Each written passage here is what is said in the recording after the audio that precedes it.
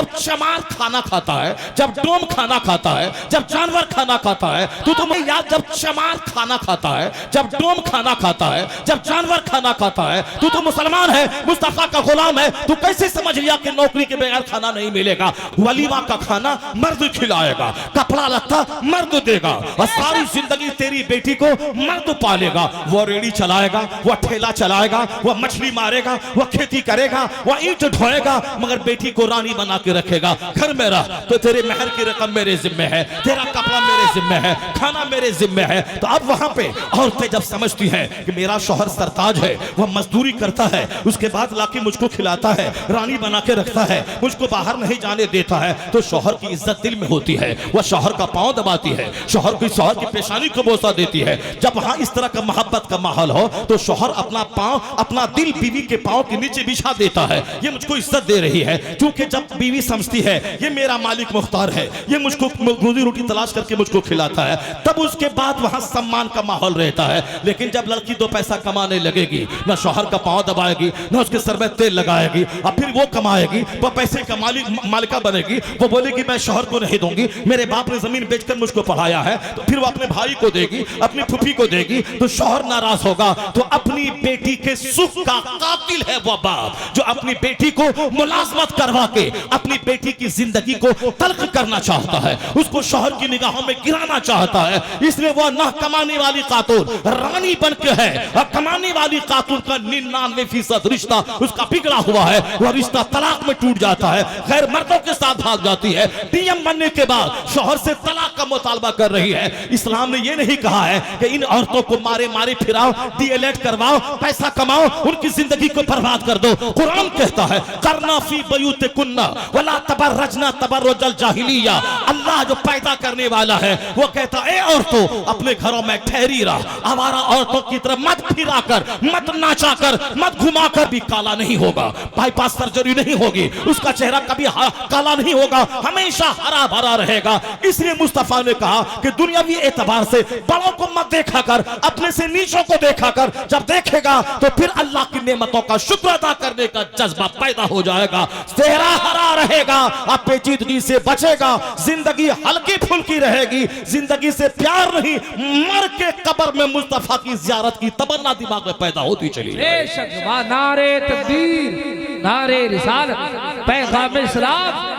यहाँ जो लोग कहते हैं अभी नहीं मरूं, अभी बच्चा छोटा है, बुखार होने के बाद मौत नजर आती है, पैर पाँव में कांटा चुभा तो मौत नजर आती है, ये सारी बातें इसलिए हैं कि मरना नहीं चाहता, और अक्सर आदमी के दिमाग में मरने का डर सता रहा है। मैं मर जाऊं तो मेरा प्लान अधूरा रह जाएगा, मैं अभी मर जाऊं तो मेरी बेटी की शादी कौन कराएगा, मैं मर जाऊं तो क्या होगा, ये मर जाऊं मर जाऊं मर जाऊं, इसी ने सबका चेहरे की रौनक को छीन लिया है। और हुजूर ने क्या कहा कि ए लोगों, एक जमाना ऐसा आएगा कि दुनिया की सारी कौमें तुझको खाने के लिए दौड़ेंगी, नोचने के लिए, और सब इस दस्तरखान बिछाने के बाद जैसे लोग कहते हैं आओ खाना खाओ, और सारे खाना खाने वाले दस्तरखान की तरफ दौड़ते हैं, उसी तरह दुनिया की सारी काफिर कौमें मुसलमानों को खाने के लिए दौड़ेंगी। यहूदी बोलेगा नसरानी इसे खाओ, नसरानी बोलेगा मुशरिक इसे खाओ। यह अबू दाऊद शरीफ की हदीस है, सरकार का फरमान है, जबरदस्त हदीस है, यह कमजोर ज़ईफ हदीस नहीं है। क्या कहा सरकार ने कि सारी कौमें एक दूसरे को तेरे खिलाफ आवाज देंगी, आओ मुसलमानों को निगल जाओ, चट कर जाओ। जैसे आज देख लीजिए साहब, इसराइल का यहूदी जिसको पखाना करने का ढंग नहीं मालूम है, वो फिलिस्तीन के बच्चों, बूढ़ों, औरतों, मजलूमों, माजूरों पर क्या जुल्म ढाया है, गजा को खंडर बना के रख दिया है। वहाँ के लोग साथ सामियाना डाल के रह रहे हैं, हॉस्पिटल नहीं है, वहाँ स्कूल नहीं है, बच्चे क्या खाएंगे, क्या रोजगार होगा। दुनिया का कोई मरदूद उसके खिलाफ बोलने को तैयार नहीं है। यहाँ तक कि वो जो दादा बनता है अमेरिका, उस खबीस मरदूद को अपने यहाँ बुला करके गाजा खाली करने का प्लान तो दे रहा है, लेकिन ये नहीं कहता कि मरदूद तुमने गाजा उजाड़ा क्यों, हमास ने तुझ पर बम गिराया था, हमास ने तेरे लोगों को कैदी बनाया था, तो हमास को तू मारेगा कि हमास के नाम पे तुमने 50,000 औरतों को मार दिया, तुमने बच्चों को मार दिया, तुमने सारा शहर उजाड़ दिया। वो खबीस मरदूद अमेरिका वो इसराइल के उस सदर को पूछ नहीं रहा है, ये कहता है कि चलो गाजा के सारे लोगों को मिस्र और जॉर्डन भेज दो और पूरी जमीन पे हम अपना कब्जा कर ले।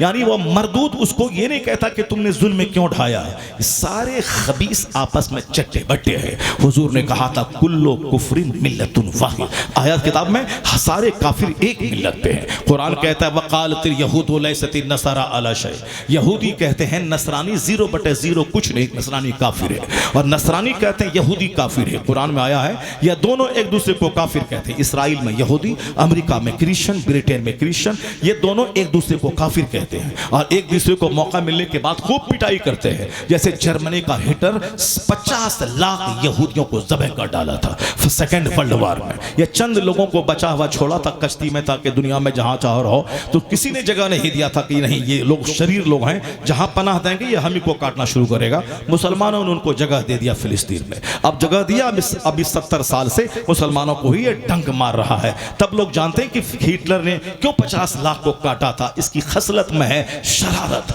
बदतमीजी, नबियों का कत्ल करने वाली कौम है ये यहूदी। ये यहूदी नसरानी दोनों काफिर एक दूसरे को कहने वाले लोग हमको मिटाने के लिए एक हो गए।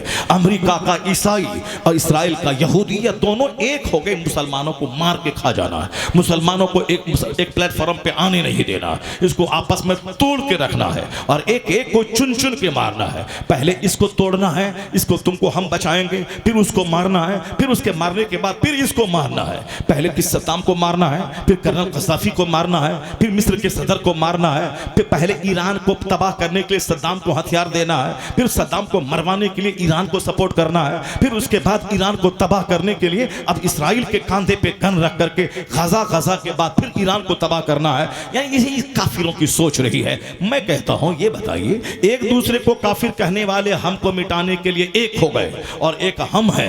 कहीं शेख की जंग है, कहीं पठान की जंग है, कहीं साहब अंसारी की जंग है, कहीं जोलाहा की जंग है, कहीं बिहारी उत्तर प्रदेशी की जंग है, कहीं खानका की जंग है, कहीं पीर के नाम पे जंग है, कहीं कब्रिस्तान के नाम पे जंग है, कहीं मस्जिद के नाम पे जंग है। एक गांव में 100 लोग हैं, 5 ग्रुप में लोग बटे हुए हैं। ए मुसलमान, ये काफिर तुझको चाटने के लिए तैयार है, ये निगलने के लिए तैयार है। ये दोनों मिलके एक दूसरे को काफिर कहने वाला हमको मिटाने के लिए एक हो गया है। और हमारे पैगंबर ने 1400 साल पहले कहा था ला फदला ले अरबिय्यिन अला अजमी वला ले अजमिय्यिन अला अरबी वला ले अबयदा अला अस्वद वला ले अस्वदा अला अबयद इल्ला बित्तक़वा। हुजूर ने कहा था अब इस्लाम आ गया है, जहालत मिट गई है, अब किसी अरबी को अजमी पर कोई फौकियत नहीं है, कोई गोरा काले पर फौकियत नहीं रखेगा, बल्कि अब जो जितना ज्यादा ईमान वाला होगा, तकवा वाला होगा, परहेजगार होगा, वही इज्जत पाएगा। अब रंग नहीं देखा जाएगा, अब मुल्क नहीं देखा जाएगा, तकवा देखा जाएगा, कैरेक्टर देखा जाएगा, ईमान देखा जाएगा, अच्छा अमल देखा जाएगा। धन दौलत देखकर इज्जत नहीं दी जाएगी, तकवा देखकर। अल्लाह से जो ज्यादा डरने वाला होगा वही इज्जत वाला होगा। तो जो इस्लाम ने रंग का फर्क मिटा दिया, मुल्क का फर्क मिटा दिया, सबों को भाई भाई बना दिया, ये मुसलमान अब लड़ रहा है अंसारी के नाम पे, जोलाहा के नाम पे, बिहारी के नाम पे, उत्तर प्रदेशी के नाम पे, पीर के नाम पे, मजार के नाम पे, मदरसा के नाम पे, मस्जिद के नाम पे। अब कम से कम आंख तो खोल ले, या दोनों काफिर यूनाइट हो गए हमको मिटाने के लिए। अब ये छोटी छोटी सारी जंगों को मिटा दे, सब आपस में एक हो जा, मुत्तहिद हो जा और बोल तू मिल गया है मुझे मिटाने के लिए। अब हम भी मुत्तहिद हो गए हैं इस्लाम बचाने के लिए, हम भी मुत्तहिद हो गए इस्लाम बचाने के लिए। जिस दिन ये सोच पैदा होगी, अमेरिका पेशाब कर डालेगा, इसराइल पखाना कर डालेगा, इस एक अरबों अजम पे तेरा राज कायम होगा। छोटी छोटी बातों को छोड़ दे, आपस के इख्तिलाफ को बंद कर दे, मुसीबतों पे सब्र करने का सब शऊर पैदा कर। छोटी छोटी बात सब्र खामोशी के साथ पी जा।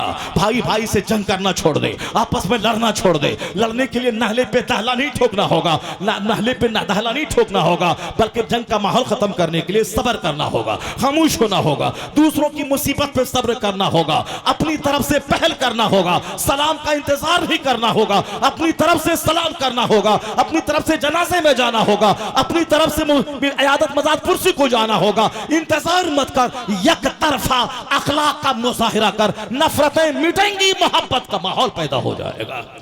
नफरत लाजवाब लाजवाब हो जाएगा। बुजुर्गान दिन पैगाम है वाह। बुजुर्गान दिन की जिंदगी से नूर मिलता है। जरा गौर से सुनिए, मैं एक मर्द कैसे होती थी, औरतें कैसी होती थी, और हमारे चंद सिक्के ने मुझको तबाह बर्बाद करके रख डाला। मुस्तफ़ा का मदीना है, मदीना इस्लाम की राजधानी है, मदीना इस्लाम का मरकज है। उस मदीने में एक जवान है, उस जवान की शादी हुई है। पहले हर जवान की शादी 18 से लेकर 20 के बीच में हर हाल में हो जाती थी। मुश्किल से ही कोई जवान मिलता होगा जो 27 साल 30 साल का होगा, उसकी शादी ना हुई हो। लड़कियों की शादी 10 साल के बाद से लेकर 18 साल के अंदर में हो जाती थी। लड़कियां जवान होती थीं तो उनकी आंखें अपने शौहर को देखती थी, जवान होने के बाद आंखें शौहर को देखती थी। और यहाँ 50 मर्दों को पहले लड़कियां देख चुकी होती हैं, तब आ करके खंखड़ होने के बाद लास्ट में अपने शौहर का मुंह देखती है। ये बताएं कि उस वक्त में उनके शौहर के मुंह देखने का कि क्या लज्जत उसको मिलेगी, जो 50 मर्दों को पहले देख चुकी है। जवानी का जो क्रीम पीरियड है, वह क्रीम पीरियड 10 मर्दों का मुंह देखने में गुजार चुकी हैं, और जब अधेड़ हो चुकी हैं तब वह शौहर का मुंह देख रही हैं। वहां सुकून कभी नहीं होगा, वहां कोई बहुत बड़ा कुतुब अब्दाल बच्चा कभी नहीं पैदा होगा। इस्लाम का नजरिया यही है कि बच्चियां जवान होती थी तो पहली नजर शौहर पे पड़ती थी, और ये इसलिए पहले शादी कम उम्र में हो जाती, 10 साल में हो गई, और जवान होने के बाद 15 साल में रुखसती हुई। शादी होने के बाद चूंकि जब वो जानती थी कि मेरा निकाह हो चुका है, अब वो अपने शौहर की अमानत है, वह इधर उधर चक्कर नहीं चलाती थी, वह ताक झांक करके दीवार में दूसरों को नहीं देखती थी, वह साहब 10 मर्दों की जीनत बनने के लिए महफिल में नहीं जाती थी। इसलिए वो जवान होती थी तो शौहर का मुंह देखती थी। वो जवान होने, मेरी बीवी खुद है, जब मेरी शादी हुई थी, मेरी बीवी शादी के टाइम में उसको मंथली कोर्स आया ही नहीं था, यानी वो हैज का जो पहला खून आता है उसको नहीं आया था। शादी होने के बाद तब उनको साहब मंथली कोर्स आया।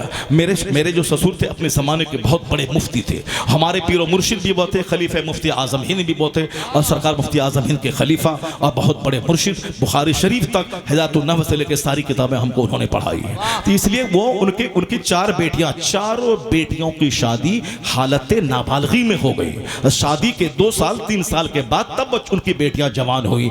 ये बताइए कि खरबों की दौलत एक तरफ, वो बीवी जो बिल्कुल अनटच्ड है, अछूत है, जिसको किसी गैर मर्द ने देखा तो दूर के छूना तो दूर की बात, देखा तक नहीं है, उस औरत को पर जब आपकी नजर पड़ेगी तो आपके दिल में क्या कैफियत पैदा होगी। और फिर यहाँ उस औरत के दिल में जो हाई स्कूल में 2 लड़कों के बीच में चक्कर चला चुकी हो, जो मैट्रिक में चक्कर चला चुकी हो, जो इंटरमीडिएट में 10 मर्दों से चक्कर चला चुकी हो, पहले इनके पैसा लिया, इनका परस लिया, इनकी गोद में झूली, जब इनका पैसा छोड़ दिया तो फिर दूसरे यार को तलाश करने लगी, जब उसका पैसा नोच लिया फिर तीसरे यार को तलाश करने लगी। ये बताइए कि जो मैट्रिक से लेकर के ग्रेजुएशन तक 1 दर्जन लड़कों का मुंह देख चुकी हो और अपनी जवानी का मिसयूज कर चुकी हो, शौहर क्या उसमें इंटरेस्ट लेगा? शौहर में वो क्या इंटरेस्ट लेगी? वह बोलेगी ये सब तो हो चुका है, यह सब कुछ तजर्बा हो चुका है, इसलिए तकरार, इसीलिए तलाक, इसीलिए साहब 2-4 साल के बाद मार धाड़ लड़ाई झगड़े हो रहे हैं। इसी लड़ाई झगड़े है जब शौहर को पता चल जाए कि इसके मोबाइल पे दूसरों का फोन आ रहा है,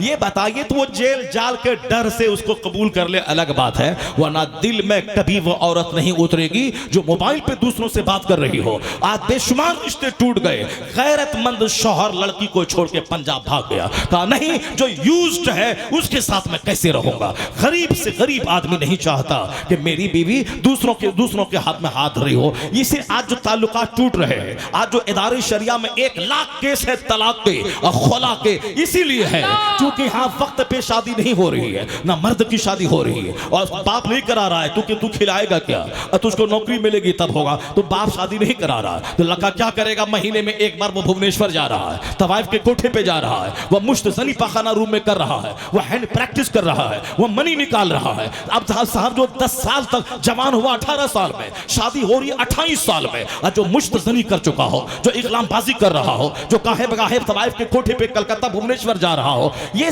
अब इनकी शादी जब 30 साल की उम्र में होगी, जो 10 साल से नाजायज काम कर रहा है, पैगंबर ने 1400 साल पहले कहा था, ना केहुल यदे मलऊन, हाथ से निकाह करने वाला मलऊन है, उस पर लानत है जो हाथ से मनी निकाले, जिसको हैंड प्रैक्टिस का नाम देते हैं। ये शादी में ताखीर की वजह से बेशुमार बच्चे हैं जो इस मर्ज में मुब्तला है, वह सामने तकरीर सुनते हैं, वह तौबा कर लेते हैं, वह 10 दिन के बाद फिर मन नहीं मानता है, उस पर बेचैनी पैदा होती है, जुझलाहट होती है, वह फिर जाके तौबा उसकी टूट जाती है, वह खतरनाक काम कर बैठता है, वह रो रहा है, वह हिजला बन जा रहा है, शादी के बाद बीवी के काबिल नहीं रह जाता है, जो अननेचुरल काम करेगा यानी खिलाफ फितरत सेक्स। क्या पैगाम है। और ये बात मैं तो कहता हूँ, आका अलैहिस्सलाम की हदीस पाक है, सरकार फरमाते हैं रकअतल फज्र खैरुम मिनद दुनिया व मा फीहा। अल्लाह सुभान अल्लाह। आदमी दिल के कान से सुने तो आदमी के हालात बदल जाए, लेकिन चूंकि यहाँ दिल के कान से लोग नहीं सुनते हैं, बस इधर से सुना उधर बात को टाल दिया। हुजूर ने क्या कहा, फजर की 2 रकात नमाज दुनिया और दुनिया में जो कुछ है उससे बेहतर है। अल्लाह, दुनिया और दुनिया में, ये दुनिया 200 से ज़ायद ममालिक हैं इसमें, और इस दुनिया में सोने चांदी का पहाड़ है, इस दुनिया में पेट्रोल और डीजल के चश्मे हैं, इस दुनिया में यूरो है, डॉलर है, दिरहम है, दिनार है, सारे सिक्के दुनिया भर के जितने सिक्के हैं सब इसी दुनिया में। हुजूर ने क्या कहा, फजर की 2 रकात नमाज दुनिया और दुनिया में जो कुछ है उससे बेहतर है। क्या बात है। 2 रकात्स ऑफ फजर is better than the world and whatever is in it.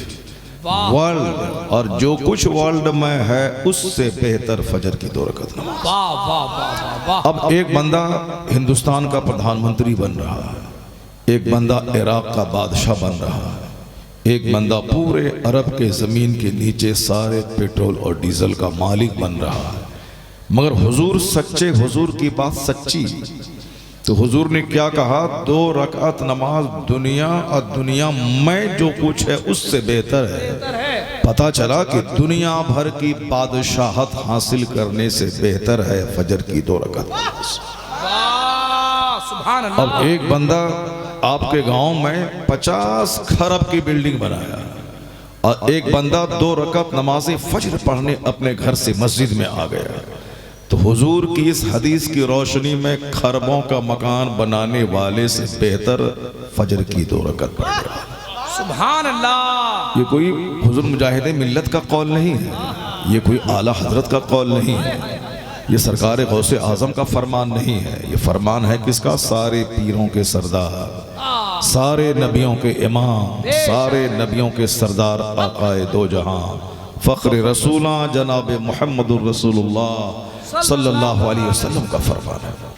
अब जिसको हुजूर पर यकीन है वो तो यही करेगा कि हुजूर ने जब कहा कि 2 रकात नमाज सारी दुनिया से बेहतर है, तो वो मकान दुकान बाद में देखेगा, सबसे पहले हुजूर के फरमान को देखेगा। तो आज जरूरत है अपने उजड़े हुए दिल को सजाने की जरूरत है, आज जरूरत है इस खुश्क आंखों में आंसू लाने की जरूरत है, आज जरूरत है उजड़े हुए घर को आबाद करने की। सबको एक नशा है, बाल बच्चों को इंजीनियर, डॉक्टर, प्रोफेसर बनाना, सबको एक नशा है कि शानदार घर, मार्बल, ग्रेनाइट, टाइल्स, मोज़ेक से सजाना है, एक नशा है अच्छा कपड़ा पहनना है चाहे कर्ज लेके हो, बाल बच्चों की शादी में करोड़ों खर्च करना है, इसी में सारे लोग पागल हैं। किसी को 1 दर्जन बीमारी हो रही है, किसी का बेटा जहर खा के मर रहा है, किसी की बेटी काफिरों के साथ भाग रही है, किसी की बीवी साथ 4 बच्चे की माँ वो किसी पड़ोस के साथ भाग रही है, यानी सारी दुनिया परेशान है। एक बंदा बेंगलोर का इंजीनियर 5 लाख महीना कमाने वाला, वो अपनी बीवी की वजह से फांसी के फंदे पे लटक रहा है। एक मंत्री वेस्ट बंगाल का ऊपर छत से कूद के जान दे रहा है, एक डीएम दिल्ली का वो पंखे पे लटक के जान दे रहा है। साहब दुनिया में हर तरफ आग लगी है, जिससे भी मुलाकात करें सब अपना दर्द बयान करते हैं। सही सही। अभी मैं परसों एक शख्स के पास था, बहुत जबरदस्त घर, शानदार, इतना बड़ा घर था कि साहब मैं दंग रह गया। यानी 4 बीघा जमीन खरीदा था वो मकान बनाने के लिए, और उसमें से बड़े हिस्से पे बड़ा बड़ा हाल, घर में जितनी मस्जिद अपने मोहल्ले की उतनी बड़ी मस्जिद वो अपने घर में हाल बनाया हो, ताकि इसमें नमाज पढ़ें 50-100 लोग नमाज पढ़ पाए। वो आप समझ सकते हैं कितना बड़ा घर होगा। मैं देखकर बाग-बाग हो गया कि शानदार घर है, और शीश महल का नाम तो सुनते हैं सारे लोग, लेकिन उसके घर को शीश महल कहा जा सकता है क्योंकि वो कांच और ग्लास का काम करता है बेंगलोर में, और अपने घर में पूरा कांच से सजा दिया है साहब। वो छोटी छोटी विंडोज नहीं, बड़ा बड़ा दरवाजा नीचे से लेके ऊपर तक 15 फीट का, और पूरा ग्लास से सजा दिया सब कुछ। मैंने जब उनसे पूछा हालात कैसे हैं, पहले तो देख के बड़ा दिल बाग हुआ, उसके बाद बोला हुजूर 1.5 साल से कारोबार ठप चल रहा है, इसमें 2.5 करोड़ रुपए लगा चुका हूँ मकान में, अभी और इसमें और 2.5-3 करोड़ रुपए और लगेंगे क्योंकि पूरी फिनिशिंग नहीं हुई है, लेकिन 2 साल से कारोबार बंद है हुजूर, दुआ फरमा दिए हुजूर। अंडा भी उतरवाया, एक मौली साहब था वो अंडा पूरे बदन से उतरवाया, बोला कुछ कर दिया है, दूसरा बोला कुछ जादू कर दिया है। मैंने कहा कुछ भी नहीं किया है, कोई जादू वादू नहीं किया है। कहा कैसे? बोला हाँ कुछ नहीं किया है। कुरान शरीफ में आया है वल्लाहु यर्ज़ुक़ु मन यशाउ बिग़ैर हिसाब, अल्लाह जिसे चाहता है बेहिसाब देता है, और जब चाहता है रोजी घटा देता है। तो जब अल्लाह जब तक चाहा दिया और जब चाहा घटा दिया, तो अब क्यों साहब वो काला जादू के पास चक्कर में पड़ रहा है, क्यों छोटे आमिल के चक्कर में पड़ रहा है? क्या चाहता है कि तू हमेशा खूब कमाता रहा, अरबों में खेल खरबों में खेल? नहीं, ये दुनिया इससे नहीं चलती है, दुनिया अल्लाह के निज़ाम से चलती है। जो हर पैदा होने वाले को मर जाना है। जितने लोग पैदा हुए तुम्हारे गांव में आज से 100 साल पहले, बताओ कोई एक बूढ़ा नजर आता है? सब मर गए, कोई नहीं है। एक का कोई होगा तो मुर्दे से बदतर होगा। तो जब जितने लोग पैदा हुए वो मर गए, तो जो आज हैं 100 साल के बाद इसमें कोई नहीं मिलेगा। जितने लोग यहाँ हैं 100 साल के बाद ना मैं मिलूंगा ना तुम मिलोगे, सब चले जाओगे। तो ये दुनिया अल्लाह ने बनाया है, हर पैदा होने वाले को मर जाना है। और हर गरीब, जो भी गरीब है, अल्लाह जिसे चाहता है बादशाह बना देता है, और जो बादशाह है उसमें से जिसे चाहता है फकीर बना देता है। तो कौन है जो गरीबों को अमीर बनाता है, अमीर को फकीर बनाता है? अगर सिर्फ एक काला जादू से कोई फकीर हो जाए, काला जादू से कोई मर जाए, तो फिर ये उसका क्या होगा? कुरान में आया है जब मौत का वक्त आता है 1 मिनट ना आगे होगा ना पीछे होगा, 1 मिनट आगे पीछे नहीं होगा। लेकिन यहाँ बंदा एक बूढ़ा कोई मरता है तो सोचता है कि कोई कर दिया है जो ये मर गया है। एक बंदा, पहले 4-4 लाशें घर से निकलती थी, सब कहते थे अल्लाह का फैसला हमें मंजूर है, हर पैदा होने वाले को मर जाना है। 4 लाशें निकलती थी तो भी वो अल्लाह के फैसले पे राजी रहता था। और यहाँ एक बूढ़ा मर जाए तो कहता है कोई जादू कर दिया होगा। अब इस दौड़ के आमिल के पास जाता है। इसलिए मैं कहता हूँ ईमान जब कमजोर रहेगा तो खरबों के मकान में रहने के बाद चेहरा सूखा रहेगा, और जब ईमान मजबूत रहेगा तो किराए के घर में भी चेहरा गुलाब की तरह हरा रहेगा। वाह वाह वाह, अल्लाह अकबर, या रसूल जिंदाबाद। वाह वाह। वमन यतवक्कल अलल्लाह फहुव हस्बुह, जो अल्लाह पे भरोसा करता है अल्लाह उसके लिए काफी होता है। ईमान जितना यहाँ दिल में पुख्ता होगा चेहरा उतना ही हरा होगा, और ईमान जितना यहाँ कमजोर होगा उतना चेहरा गोरा मुरझाया हुआ रहेगा। आज 90% लोगों का चेहरा मुरझाया हुआ है। देखने में लगता है कि फॉर्च्यूनर गाड़ी दौड़ रही है, और अंदर जाने के बाद पता चलता है कि साहब ये फॉर्च्यूनर के पीछे कितने गम की कहानी छुपी हुई है। बाहर से देखने में लगता है कि 50 करोड़ का बंगला है, करीब जाने के बाद पता चलता है कि अंदर से किस कदर सिसकियों की आवाज आ रही है, किस कदर लोग रोते हैं। इसलिए जाहिर को मत देखना कि मकान है, गाड़ियां हैं।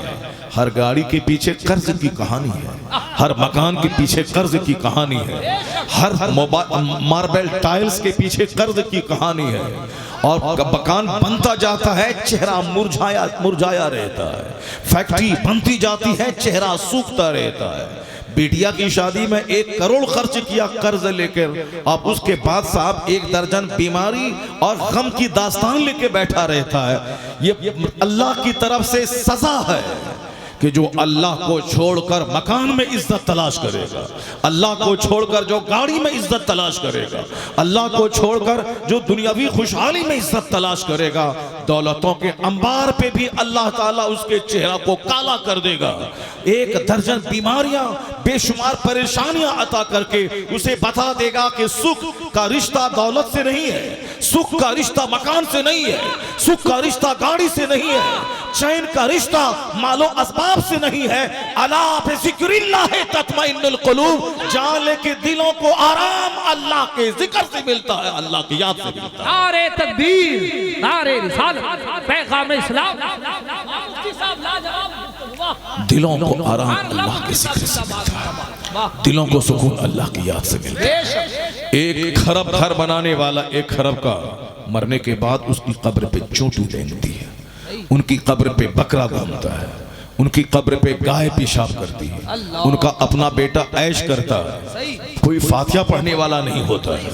लेकिन अल्लाह का वली जो सारी जिंदगी कम खाया, मोटा छोटा पहना, किराए के घर में रहा, झोपड़ी में रहा, जब तक जिंदा रहा लोग उनके पास आके पांव चूमते हैं, उनका हाथ चूमते हैं कि बाबा मेरे दर्द की दवा दे दो, बाबा मुझे ताबीज दे दो।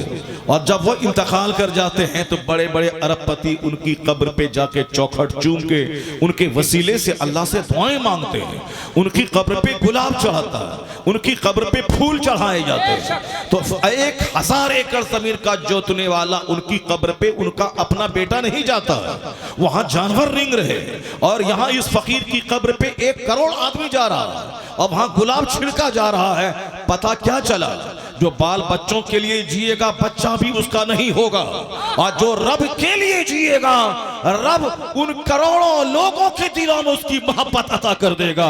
जो मकान के लिए जिएगा उसका बेटा शराब पिएगा, उसकी कब्र पे नहीं जाएगा, लेकिन जो दीन की खातिर जिएगा वह मर भी जाएगा तो करोड़ों लोग उनकी कब्र पे हाजिरी दे के फातिहा पढ़ते हैं।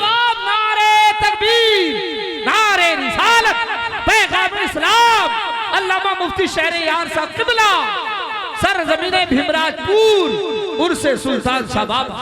जीने के 2 तरीके हो गए, जीने के 2 तरीके हो गए। एक तरीका हो गया अपने बाल बच्चों के लिए ही जीना, वो जान ले कि उनके बाल बच्चे भी उसके नहीं होंगे, क्योंकि मरने के बाद उनका बच्चा कुरान नहीं पढ़ेगा, वो किराए पे मदरसे के बच्चों को लाके कुरान पढ़वाएगा, उनका बच्चा किराए पे बच्चों को लाएगा, पैसा के लालच में, बिरयानी के लालच में बच्चा आएगा। लेकिन ये बताइए कि जिसका अपना बच्चा मर गया हो वो औरत जो रोएगी, और जिसको किराए पे लाके रुलाने के लिए बुलाया जाएगा वो जो औरत रोएगी, दोनों में कितना फर्क होगा। जो बिरयानी के शौक में आया है, जो 51 रुपए के शौक में मदरसे से बच्चा आया है, उसके पढ़ने में क्या होगा। वो उनका बाप तो नहीं मरा है, उनकी माँ तो नहीं मरी है, वो तो बिरयानी के शौक में आया है। सामने रहोगे तो पढ़ेगा, उधर चले जाओगे तो बंद कर देगा, भरवाला बोलेगा 5 खत्म, ये बोलेगा 50 खत्म मैंने कर दिया। तो फिर बाप उसका नहीं मरा है, बाप तुम्हारा मरा है। तुम इधर उधर नाच रहे हो, तुम कुरान पढ़ नहीं रहे हो, तुम कलमा पढ़ नहीं रहे हो, तुम दुरूद पढ़ नहीं रहे हो। बाप तो तेरा मरा है, माँ तो तेरी मरी है। जब माँ मरी है तो बच्चा जो दर्द से कुरान पढ़ेगा उसमें, और जो बोरो लाके कुरान पढ़वाया जाएगा उसमें वही फर्क होगा। जो एक औरत का बच्चा मरे उसके रोने में, और 10 रुपए दे के रुलाने के लिए जिसको बुलाया गया हो उसके रोने में फर्क होगा। इसलिए अपने बच्चों को कुरान पढ़ाओ, अपने बच्चों को दीन सिखाओ, अपने बच्चों को आलिम के करीब करो, अपने बच्चों को बुजुर्गों की दास्तान सुनाओ, ताकि मदरसे का बच्चा बाद में पढ़ेगा, तेरा बच्चा तेरी कब्र पे जाके आंसू बहा के कुरान पढ़ेगा। और जब तेरा बच्चा कहेगा मालिक मेरे बाप को तू बख्श दे, मेरे बाप ने मकान नहीं दिया, मेरे बाप ने ईमान की दौलत दिया है, इधर बच्चे का आंसू निकलेगा, उधर बख्शिश का परवाना कब्र में मिल जाएगा। नारे तकबीर, नारे रिसालत। वाह वाह वाह वाह, कड़वा सच है। वाह, बोरो वाला काम मत किया करो, बोरो वाला काम मत किया करो। बच्चों के लिए जो जिएगा बच्चा हवा देगा। बच्चे को फुर्सत नहीं मिलेगी नमाज जनाजा पढ़ने की, नमाज जनाजा पढ़ भी नहीं पाएगा, क्योंकि हमने उसको फिजिक्स केमिस्ट्री बायोलॉजी सिखाया है, हमने उसको जनाजे में नमाज जनाजे की नीयत नहीं सिखाया है, हमने उसको जनाजे की दुआ नहीं सिखाया है। इसलिए वो ऐसे ही चुपचाप खड़ा रहेगा, दूसरों का मुंह देखता रहेगा, क्योंकि फिजिक्स पढ़ नहीं सकता है, वो केमिस्ट्री नमाजें पढ़ नहीं सकता है, वह मैथमेटिक्स का फॉर्मूला पढ़ नहीं सकता है, वह हिस्ट्री ज्योग्राफी पढ़ नहीं सकता है। इसलिए कमाल बाप वो है, उस बाप का कमाल है जो फिजिक्स केमिस्ट्री नहीं पढ़ा है, बल्कि फिजिक्स केमिस्ट्री के साथ साथ कुरान भी पढ़ा है, हदीस भी पढ़ा है, उसको दरूद पाक भी पढ़ा है। आप 5 घंटा स्कूल भेजे, 1 घंटा आलिम के पास भेजे, ताकि मरने के बाद कोई मौलाना नहीं मिले ये हमारा प्रोफेसर बेटा जनाजा पढ़ा सके या इंजीनियर बेटा जनाजा पढ़ा सके। तो इंजीनियर बना के जहन्नम में धकेलना कमाल नहीं है। अपनी बिटिया को जीन्स टी शर्ट पहना के स्कूल में भेजना कमाल नहीं है। कमाल है वो जो अपनी बेटी को जन्नत का रास्ता दिखलाए, अपनी बेटी को फातिमा ज़हरा की कनीज बना दे कि वो 10 मर्दों की महफिल की जीनत नहीं बने, वो अपने शौहर के घर को जन्नत बना दे। और लड़का सिर्फ वो फिजिक्स केमिस्ट्री पढ़ के काफिर का गुलाम ना हो जाए, बल्कि फिजिक्स पढ़े ताकि 2 पैसे कमाए और जिंदा रहे ताकि खुदा की इबादत कर सके। नारे तकबीर, नारे रिसालत, फैज़ाने औलिया इकराम। वो तो काफिरों की सोच है, जो काफिर सोचता है कि सिर्फ दुनिया कमाए, सिर्फ गाड़ी खरीदे, सिर्फ अच्छा कपड़ा पहने, सिर्फ अच्छा घर बनाए। ये काफिरों की सोच है। मुसलमानों की सोच है कि अगर मैं कल मर गया तो कब्र में मेरा क्या होगा, अगर मैं मर गया तो मैदान महशर में मेरा क्या होगा, अगर मैं मर गया तो कल आने वाले वक्त मेरा क्या होगा। बुजुर्गान दीन का उर्स इसलिए मनाया नहीं जाता है कि वहाँ जाके धागा बांध दें, वहाँ जाके तागा बांध दें, वहाँ जाके चादर चढ़ाने की बाड़ लगा दें, वहाँ जाने के बाद बिल्कुल गुलाब का फूल डाल के पूरे कब्र को भर दें। नहीं, इसलिए है ताकि बुजुर्गों को याद करके अपनी जिंदगी को रोशन करें, उनकी जिंदगी पढ़ें कि ये जीते कैसे थे, ये खाते कैसे थे, आखिर इनकी कब्र पे करोड़पति आके क्यों चादर चूम रहा है, क्यों इनकी चौखट को बोसा दे रहा है, आखिर ये जीता कैसे था, रहता कैसे था। तो हम उनकी जिंदगी को याद करें ताकि हमें जीने का सलीका मिल जाए, हमें जिंदगी गुजारने का ढंग मिल जाए। मगर लोगों ने इन फकीरों की कब्र को दौलत हासिल करने का जरिया बना दिया। कोई लोहबान लेके आ रहा है, कोई अगरबत्ती लेके आ रहा है, कोई चादर लेके आ रहा है, कोई साहब कब्र का तवाफ कर रहा है, कोई कब्र को सजदा कर रहा है। बाबा मुझे 1 करोड़ का प्लॉट सामने बिक रहा, उसको दिलवा दीजिए, बाबा दुआ कर दीजिए। बाबा सारी जिंदगी नमक रोटी खाया, बाबा सारी जिंदगी 155 वाला कपड़ा पहना। बाबा पैदा हुआ था ईरान, ईरान छोड़ के इंडिया इस्लाम की तबलीग के लिए आ गया। बाबा पैदा हुआ था ईरान में, ईरान छोड़ के बाबा बगदाद चले गए। सारे लोगों को मालूम है कि गौसे पाक कब पैदा हुए थे ईरान में, ईरान छोड़ के चले गए इराक में। क्यों गए? इल्म हासिल किया, 25-30 साल तक पढ़ते रहे, फिर 25 साल तक जाके जंगलों में दरख्त के पत्तों को खाकर अल्लाह की इबादत करते रहे। फिर जब वहां से आए तो बुराई के खिलाफ आपने जंग छेड़ दिया, बुराइयों के खिलाफ, बेहयाइयों के खिलाफ, दुनियादार बादशाहों के खिलाफ, यानी जुल्म के खिलाफ आपने जंग छेड़ दी। 40 बरस तक इशा के वजू से फजर पढ़ा, रूहानी ताकत से लैस हो गए। उसके बाद बादशाहों को ललकारा, जुल्म के खिलाफ बोले। साहब खानकाह में जो मुर्दा निजाम था उसको जिंदा किया, मदरसे में जो निजाम मर चुका था उसको जिंदगी दे दी।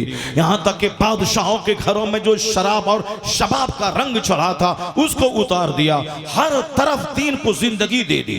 ना अपना घर बनाया, फिर दोबारा वापस जाके ईरान में कि हम आए हैं बगदाद में कमा पढ़ लिख के कमा के फिर वापस ईरान चले जाएं, फिर वहां शानदार 50 बीघा का प्लॉट खरीद लें, उसमें बाग लगाएं, शानदार मकान बनाएं, ताकि ईरान वाला बोले बेटा बगदाद में पढ़ने के बाद आया है तो शानदार घर बना लिया। आज हमारे इंजीनियर बनने का क्या मकसद होता है? यही कि बेटा इंजीनियर बनेगा, 2-4-10 लाख महीना कमाएगा, फिर वहां से आके शानदार घर बनाएगा, आज छोटी सी गाड़ी खरीदेगा, फिर 60-70 साल का होने के बाद क्या करेगा? वह दोबारा जवान हो जाएगा, फिर दोबारा नई शादी कर लेगा, फिर 200 साल तक जिंदा रहेगा। नहीं नहीं, बल्कि 60 के बाद बुढ़ापे में कदम रख के अब मरने को तैयार रहेगा। तो इस कदर वतन से बेवतन हुए 2 सिक्के कमाने के लिए इंजीनियर बने, डॉक्टर बने, मरने के बाद जहां गए वहां खरबों साल, महासंख्यों साल सदा जहां रहना है, वहां के लिए बच्चों को कोई रास्ता नहीं दिया। सिर्फ पढ़ने के बाद मकान बनाना, गार्डन खरीदना और साफ गाड़ी खरीदना ही मकसद हयात है। कोई सीख पूछे इन बुजुर्गों से कि जिन्होंने पढ़ा लिखा तो वापस ईरान आकर के घर नहीं बनाया, ईरान आके प्लॉट नहीं खरीदा, बल्कि बगदाद को सजाया, ऐसा सजाया कि बादशाह के घर में तहज्जुद दाखिल कर दिया, वहां इशराक दाखिल कर दिया, बगदाद से शराब मिटा दिया, वहां से बदकारियां मिटा दी, मदरसे को जिंदगी दे दी, खानका को जिंदगी दे दी। अब्दुल कादिर मोहिउद्दीन कहलाने लगा, दिन का जिंदा करने वाला। तो जो रात की नींद कुर्बान की रब के लिए, जो दिन का चैन कुर्बान किया रब के लिए, जो अपने खाने पीने की ख्वाहिशात पांव के नीचे दफन कर दिया रब के लिए, रब के दीन का काम किया, तो अल्लाह ने इनाम ये दिया कि बगदाद के बड़े बड़े नवाब दफन हो गए, उनका कोई चर्चा नहीं है। बगदाद के बड़े बड़े राजा मर गए, उसका कोई नामो निशान नहीं है। मगर ये जब दीन को जिंदगी दे दी तो अल्लाह ने अब्दुल कादिर को बगदाद से उठाया कि तूने मेरा दीन जिंदा किया है, अब कयामत तक तेरा नाम जिंदा रहेगा, तेरा नाम जिंदा रहेगा। यही वजह है बगदाद में वो है, उनकी कब्र है। यहाँ करोड़ों कादरी इंडिया में मौजूद है, अमेरिका में कादरी है, ऑस्ट्रेलिया में कादरी है। पता ये चला जो मौल के लिए जिएगा, जो जमीन के लिए जिएगा, जो मकान के लिए फिक्र करेगा, उसको तो उनका बाल बच्चा भी याद नहीं करेगा। लेकिन जो रब के लिए जिएगा, जो दीन के लिए जिएगा, वो मर इंतकाल कर भी जाए, अल्लाह उसके शोहरत का टंका चार दांगे आलम में बजा देगा। इसलिए वक्त गुजरता जाएगा, उनका चर्चा होता चला जाएगा। नारे तकबीर, नारे रिसालत, पैगाम इस्लाम, शहंशाह खिताबत, अल्लामा डॉक्टर शहरयार खान। बुजुर्गान दिन की जिंदगी से सबक हासिल करना चाहिए। उनके जिक्र से दिल को चैन मिलता है, उनके जिक्र से दिल को नूर मिलता है, उनके जिक्र से दुनिया की चाहत घटती है, उनके जिक्र से आखिरत की तैयारी का शौक पैदा होता है। इसीलिए बुजुर्गों ने उर्स का निज़ाम कायम किया था और हुजूर ने कहा था नहैतुकुम अन ज़ियारतिल क़ुबूर, मैंने तुमको कब्रों की ज़ियारत से रोका था, मगर अब कहता हूँ कब्रों की ज़ियारत को जाया करो, जाया करो। क्यों जाया करो? फ़इन्नहा तुज़हिदु फ़िद दुनिया व तुज़क्किरुल आखिरा, इसलिए कि यहाँ जाने से आखिरत याद आएगी। कब्र पे हाजिरी से दुनिया की जो ख्वाहिशात हैं, मकान, दुकान, जेवर, खाना पीना, कपड़ा लत्ता, खूब ज़बरदस्त शानदार मैग्निफिसेंट शादी, ये सारी चाहतें घटेंगी उस फकीरों के मज़ार पे जाने से। लेकिन इन फकीरों की कब्र पे आज जाने के बाद चाहतें जवान हो जा रही हैं कि खूब माल चाहिए, खूब दौलत चाहिए। वो अजमेर गया अरबपति हो गया, वो बरेली गया खरबपति हो गया, वो धामनगर शरीफ गया वो 5 गाड़ी वाला हो गया। जो सारी ख्वाहिशात को मिटाया दीन की खातिर, उनकी कब्र पे जाके दुनिया की भीख मांगी जा रही है। अगर मिल गया तो बाबा बहुत बड़ा है, और नहीं मिला तो बाबा कौड़ी के 3 है। धामनगर से मिल गया तो बाबा मुजाहिद मिल्लत है, और नहीं मिला तो कुछ भी नहीं है। वो वहां मुराद पूरी नहीं होती है। क्या मतलब? ये दुनिया का तलबगार ये तय कर रहा है कि ये बाबा पहुंचा हुआ है या बाबा पहुंचा हुआ नहीं है। ये समझ ले, जो धामनगर गया, जो अजमेर गया, जो बरेली गया, जो बगदाद गया, माल के लिए गया, तो समझ ले कि वो तबाह हो बर्बाद हो गया। और जो धामनगर गया सजदा खास के लिए गया, वहां गया रुकू के लिए गया, ताकि नमाज का जज्बा मिले, जन्नत की जाने की तौफीक मिले, जन्नत के तैयारी की तौफीक मिले। वो समझ ले कि बाबा उसको सीने से लगा के फैजान डाल दिया। बादशाहों की कब्र से दुनिया मांग, ये फकीरों की कब्र है। यहां से अगर आखिरत मिल गई, समझ ले कि सबसे बड़ी दौलत मिल गई। लाजवाब, नारे तकबीर, नारे रिसालत, दरबारे औलिया। ये लोगों ने मज़ारात के तक़द्दुस को पामाल किया, मज़ारात को लोगों ने चौपट करके रख दिया। अगर यही मसला है कि भीड़ लगाने का, तो तुम्हारे पूरी जगन्नाथ में तो करोड़ों की भीड़ लग रही है। वहां तो साहब पैसा के लिए भीड़ लग रही है, माल के लिए भीड़ लग रही है। तो भीड़ जुटाने को देखकर ये न बोला जाएगा कि बाबा का फैज़ बट रहा है।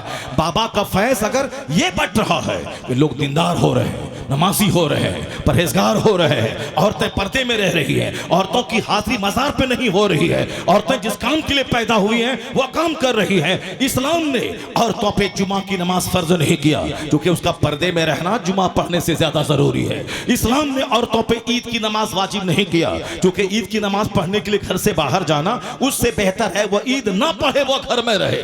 बकरीद की नमाज उस पर वाजिब नहीं है, ताकि वह बाहर जाने से बेहतर है वो घर में रहे।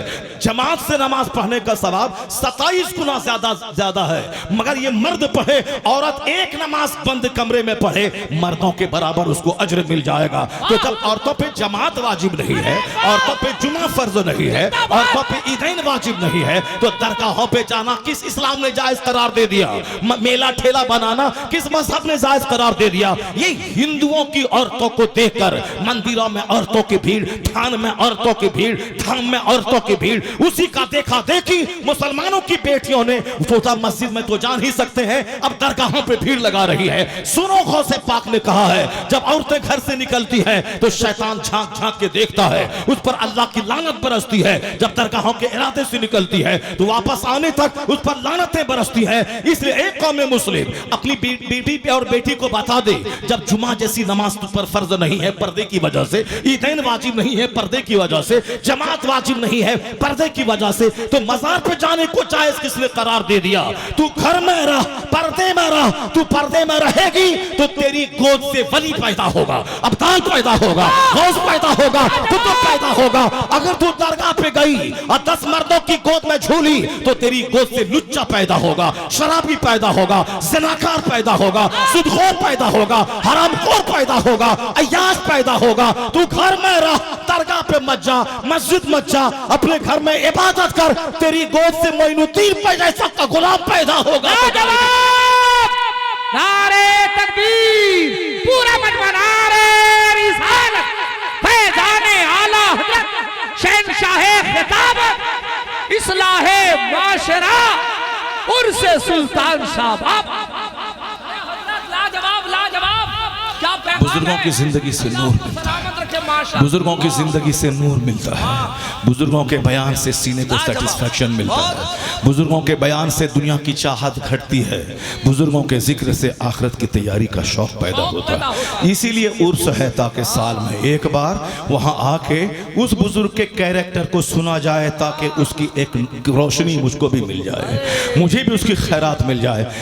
आपने सुना होगा बुजुर्गान दिन जीते कैसे हैं। एक शख्स पैदा हुआ था ईरान में, ईरान के देहात में। उनकी वालदा बड़ी नेक बखत थी, उनके वालिद बड़े नेक थे। माँ बाप जब नेक होते हैं तो औलाद का नेक होना तय है। आज सब लोग परेशान हैं कि मेरा बेटा मेरी बात नहीं मान रहा है, मेरा बेटा ससुराल वाले का गुलाम हो गया है, मेरा बेटा अपनी बीवी और अपनी साली के पीछे पागल है, बूढ़ी माँ परेशान है, डॉक्टर के पास ले जाने के लिए बेटे के पास टाइम नहीं है। सारे लोग परेशान हैं। आखिर में पहले तो दरगाहों की हाजिरी की थी कि बेटा हो जाए, लेकिन जब बेटे से तंग आ रहा है गार्जियन तो अब कहता काश ये बेटा पैदा ही नहीं होता। ये नाक में दम कर रहा है, बेटा दूसरों के साथ भाग रहा है, बेटियां एक चमार के साथ भाग गई, पूरे इलाके में नाक कट गई, थू थू मच गई हर तरफ। अब लोग क्या कहते हैं, ये पैदा ही नहीं होती या पैदा होते ही मर गई होती, ताकि आज ये जिल्लत और रुसवाई जो कई पुरखों से इज्जत के साथ रहते थे, लेकिन इस बेटिया ने सारी इज्जतों को मिट्टी में मिला दिया एक चमार के साथ भागकर। अब औरत क्या कहती, काश मैं बांझ रहती, मैं औलाद ही मुझको नहीं होती, यह दिन मुझको देखने को नहीं मिलता। ये आज लास्ट में जब तबाही का तमाशा लोग देख लेते हैं तब कहते हैं कि काश ये बेटा ही ना होता।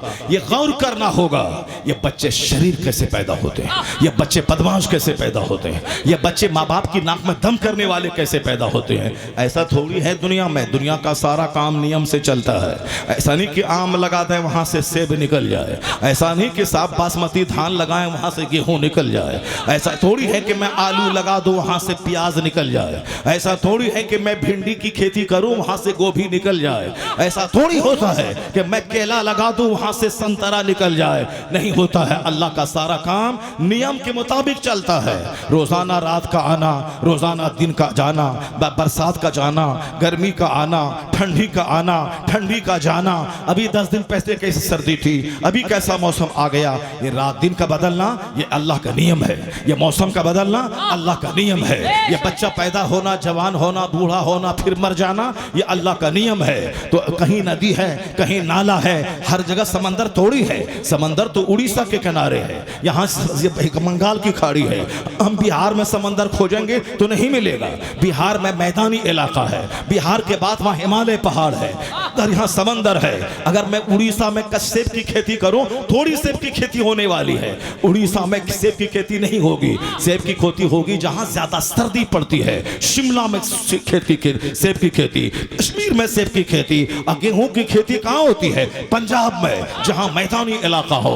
कपास की खेती कहां होती है? राजस्थान, गुजरात, महाराष्ट्र में। हर इलाके की अलग अलग जमीन होती है। तो जैसी जमीन वैसी फसल होती है, जैसा दरख्त वैसा फल होता है। तो माँ जमीन के मानिंद है, बाप उसमें बीज डालता है, फिर उस जमीन से बच्चा निकलता है। तो जमीन हो सड़ी हुई तो बच्चा पैदा होगा सड़ा हुआ, अगर जमीन हो लुच्ची लफंगी तो बच्चा पैदा होगा लुच्चा लफंगा। इस हर जमीन से कुतुब पैदा नहीं होता, हर जमीन से सेब नहीं निकलता। तो सेब पैदा करने वाली जमीन होनी चाहिए, कुतुब पैदा करने वाली जमीन होनी चाहिए, अब्दाल पैदा करने वाली जमीन होनी चाहिए। साहब उसके लिए पहले से तैयारी करनी होगी, इलाके का सिलेक्शन करना होगा, जमीन का सिलेक्शन करना होगा, मुनासिब वक्त पे बीज डालना होगा, तब शानदार फसल पैदा होगी। ऐसा नहीं होता है कि हम जैसे तैसे खेत में सेब लगा दें, वहां से सेब निकल जाए, नहीं होगा। जब औरत जमीन की मानिंद है तो चुड़ैल औरत के पेट से वली पैदा ना होगा, बदतमीज औरत के पेट से वली पैदा ना होगा। जो औरत 10 मर्दों की गोद में झूले, जो 10 मर्दों से बात करे, जो साहब दूसरों के सामने मैदान और तालाब में जाके नहाए धोए, उसके बदन को गैर मर्द देखे, जिसके चेहरे को गैर मर्द देखे, जो दूसरों के मर्द की गोद में झूले, वो तो शरीरों को जन्म देगी, पापियों को जन्म देगी, अय्याश को जन्म देगी। क्योंकि जब खेत सड़ी हुई हो तो फसल सड़ी हुई पैदा होती है। एक औरत थी ईरान में जो ईशा पढ़ने के बाद 2 घंटा सोती थी और 12 बजे के बाद जाग जाती थी, मुसल्ले पर फजर तक खड़ी रहती थी। और बाप ऐसा था जो दिन भर खेती बाड़ी करता था, रात भर सजदा करता था, एक हराम का पैसा पेट में नहीं डालता था। बाप ज़ुहद के साथ रहता था, अच्छा खाने पीने की चाहत नहीं थी, तो मोटा छोटा पहन लिया, रूखा सूखा खा लिया, मगर हराम पेट में नहीं डाला। और माँ रात भर मुसल्ले पे रह रही है। तो माँ का बयान था कि जब मैं हामिला हुई तो मेरे पेट से कलमा पढ़ने की आवाज आती थी, और जब बच्चा पैदा हुआ तो सारी दुनिया ने देखा माँ लाजवाब, अब बाप लाजवाब, तो 90 लाख काफिरों को कलमा पढ़ाने वाला मोइनुद्दीन चिश्ती उस पेट से पैदा हुआ। नारे तकबीर, नारे रिसालत, इश्क मोहब्बत, मेरे ख्वाजा का हिंदुस्तान, अल्लामा डॉक्टर शहरयार खान, सरजमीने भीमराजपुर, उर्स कमेटी नौजवाना ने अहले सुन्नत पठान महला भीमराजपुर। हजरत आज रंग खिताबत हो रही है। ऐसा नहीं होता है कि लगा दें साहब वहाँ आम तो वहाँ से निकल जाए कटहल, ऐसा नहीं होता है। इसलिए सिर्फ शादी ब्याह सिर्फ चेहरा देखने के लिए शादी नहीं होती है, सिर्फ अय्याशी के लिए शादी नहीं होती है, सिर्फ मजा लेने के लिए शादी नहीं होती है। मजा कब तक करेगा? 40-50 साल तक, जब तक जवान है। 50 साल के बाद तो बीवी से भागेगा, घर से भागता रहेगा, वहाँ जाने से डरेगा। तो फिर ये 2-4 साल रंगीन जिंदगी गुजारने के लिए ये कहना कि नाक लंबी होनी चाहिए, चेहरे पे गोश्त होना चाहिए, हाइट 5 फीट 6 फीट की होनी चाहिए, रंग गोरा होना चाहिए, तो कब तक चेहरा को चाटता रहेगा, चूमता रहेगा?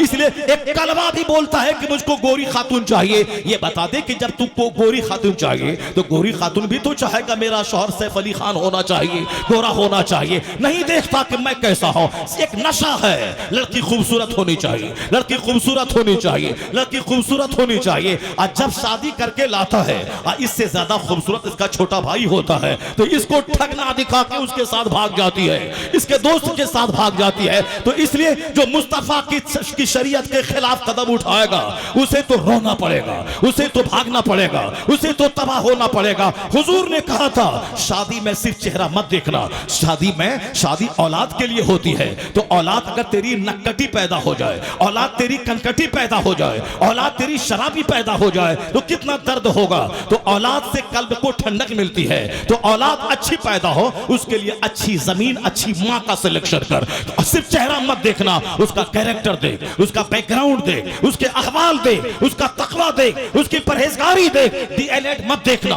मैट्रिक मत देखना, एमएड मत देखना, ग्रेजुएट मत देखना इसे सूरह यासीन याद है कि नहीं, सूरह मुज़म्मिल याद है कि नहीं, सूरह दुखान याद है कि नहीं, नमाज़ी है या नहीं, परहेजगार है या नहीं? अगर नेक औरत लाएगी तब तेरा बच्चा गुलाम हुसैन पैदा होगा, गुलाम हसन पैदा होगा, गुलाम अब्दुल कादिर जिलानी पैदा होगा।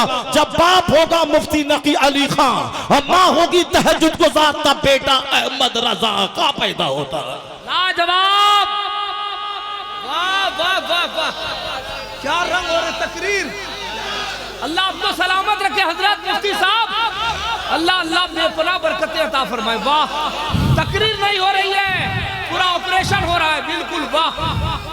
बुजुर्गों के जिक्र से नूर मिलता है, बुजुर्गों के जिक्र से सीना रोशन होता है, बुजुर्गों के जिक्र से बाल बच्चों की सोच बदलती है, बुजुर्गों के जिक्र से मोहल्ले में अमन पैदा होता है। जिस मोहल्ले में चोरों का चर्चा होगा सारे बच्चे चोर हो जाएंगे, जिस मोहल्ले में नेता का चर्चा होगा सारे बच्चे झोला ढोने वाले नेता बन जाएंगे, जिस इलाके में सारे लोग होटल मैनेजमेंट का चर्चा होता है तो सारे लोग होटल मैनेजमेंट में जाने वाले हो जाते हैं, जिस इलाके में आईएएस ऑफिसर का चर्चा होता है उस इलाके में आईएएस ऑफिसर पैदा ज्यादा हो जाते हैं। आजमगढ़ इलाके में एक गांव है जहां आबादी है 200 घर की, जिसमें 150 से ज्यादा आईएएस ऑफिसर लोग हैं। चूंकि हर तरफ आईएएस ऑफिसर है, उसी का चेहरा देखा जाता है, उसी का चर्चा होता है। आज जो मस्जिदें वीरान है, आज जो खानका उजड़ गई, आज जो मदरसा उजड़ गया, इसीलिए कि चर्चा नेकों का नहीं हो रहा है, वलियों का नहीं हो रहा है, चर्चा चोरों का हो रहा है, चर्चा डकैतों का हो रहा है, चर्चा हरामखोरों का हो रहा है।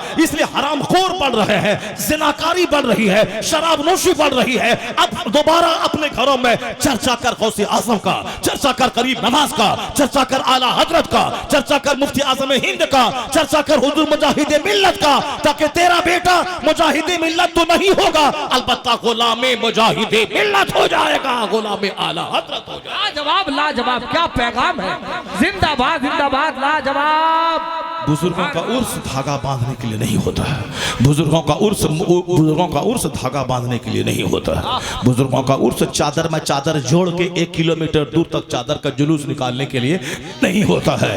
वो साहब उसको एक अलग ढंग दे दिया लोगों ने, उल्हाबान का ढंग दे दिया, साहब को कब्र के हुस्न का रंग दे दिया, लोगों ने धागे का रंग दे दिया, लोगों ने तागे का रंग दे दिया, लोगों ने कब्र के तवाफ का रंग दे दिया। जिस तरह गैर मुस्लिम वो अपने बुतों का तवाफ करता है, उसी तरह यहाँ कब्र का तवाफ हो रहा है। जिस तरह वहाँ गैर मुस्लिम बुतों को सजदा करता है, उसी तरह यहाँ सजदा कर रहा है। एक बदअकीदा वहाबी खबीस मरदूद, अभी 10-15 दिन पहले और ट्रेन में मैं भी सवार था AC 2 टायर में, और वो खबीस मरदूद भी था और एक गैर मुस्लिम हिंदू बैठा हुआ था। हिंदू उसमें दोनों में बात होने लगी। ये बदतमीज वहाबी क्या उसे कहने लगा, आप लोग दुर्गा को मानते हैं। वो बोला कि तुम अजमेर गए हो। हिंदू जैन बोला तुम अजमेर गए हो? कहा हाँ हाँ अजमेर गया हो, मगर दरगाह गए हो? वो जैन बोला हिंदू दरगाह गए हो? ये बोला मैं दरगाह उरगाह नहीं जाता हूँ। दरगाह में दुर्गा में क्या फर्क है? दरगाह में दुर्गा में क्या फर्क है? मैं असर की नमाज पढ़ने के बाद अपनी सीट पर बैठ करके कुछ पढ़ रहा था। जब ये बोला कि दरगाह और दुर्गा में क्या फर्क है, मुझको रहा नहीं गया। को मैंने कहा उनसे, तुम जैसे बदतमीज किस्म के लोग ऐसे ही बात करोगे तुम? बोले में शर्म नहीं आती तुमको कि दरगाह और दुर्गा में क्या फर्क है? मैंने उस हिंदू से कहा कि ये बताओ कि तुम दुर्गा को क्या मानते हो? बोला वो दुर्गा हमारा भगवान है, दुर्गा को हम भगवान मानते हैं। मैंने कहा इससे पूछिए आपको कि दरगाह में क्या होता है? दरगाह में एक कब्र है, उस कब्र पे लोग जाते हैं, वहाँ फातिहा पढ़ते हैं, उनके वसीले से दुआ मांगते हैं। क्या लोग उसको खुदा कहते हैं? लोग उसको खुदा मानते हैं। जब खुदा नहीं मानते हैं तो मैंने कहा खबीस तुमने दरगाह और दुर्गा को एक कैसे कह दिया? सटपटा सा गया वो खबीस मरदूद गैर मुक़ल्लिद वहाबी था। बिल्कुल मैंने ऐसे ही कहा कि तुम जैसे लोगों को शर्म नहीं आती है कि दरगाह और दुर्गा को तुमने एक कैसे कह दिया? दुर्गा को वो खुदा मानता है, उसके सामने सजदा करता है, लेकिन ये दरगाह है, ये दरगाह जो अल्लाह का वली आराम होता है उसको कोई खुदा नहीं मानता है, बल्कि खुदा तक पहुंचने का वसीला मानता है। इसलिए जिनके पास सड़ी हुई अकल होती है वह खबीस मरदूद दरगाह को दुर्गा समझता है। इसलिए एक कौम मुस्लिम किसी दरगाह पे जा तो सजदा करना हराम है ताकि लोग ये न समझ लें इसकी इबादत कर रहा है। वहां तवाफ करना हराम है ताकि लोग ये न समझें इसकी इबादत कर रहा है। आला हजरत ने 100 साल पहले कहा था जब दरगाहों पे जाओ 4 हाथ दूरी पे रह और उसको हाथ मत लगा। तवाफ करना हराम, सजदा करना हराम, 4 हाथ दूरी पे रह। कुरान में से जो याद है पढ़, उसकी रूह को सवाब पहुंचा, उनके वसीले से अल्लाह से दुआ कर, फिर मुअद्दब होकर वापस तू पलट जा। अगर आला हजरत के पैगाम पर अमल किए होते तो इस खबीस को उस दरगाह को दुर्गा कहने की हिम्मत न होती। तो हमने सुन्नियत को बदनाम किया। इसलिए ए सुन्नी, आज आला हजरत के मसलक पर अमल कर, दरगाहों पे सजदा मत कर, दरगाहों का तवाफ मत कर, हिंदुओं की तरह धागा मत बांध, हिंदुओं की तरह तागा मत बांध, वहां 4 हाथ दूरी पे रह, अपनी माँ बहन बेटी को वहां मत ले जा। औरतों की हाजिरी से मंदिरों की याद आती है, औरतों की हाजिरी से तकद्दुस पामाल होता है, दरगाह मीटिंग पॉइंट बन जाता है। इसलिए आला हजरत के फतवे पर अमल कर, ये वहाबी खबीस ये दम तोड़ जाएगा, हर तरफ सुन्नियत की बहारें पैदा हो जाएंगी। लाजवाब नारे तकबीर, नारे रिसालत, फैजाने आला हजरत, खानदाने आला हजरत, फैजाने सरकार मुजाहिदे मिल्लत, शहंशाहे खिताब। हमने आला हजरत के फतवे को ताक पे रख दिया।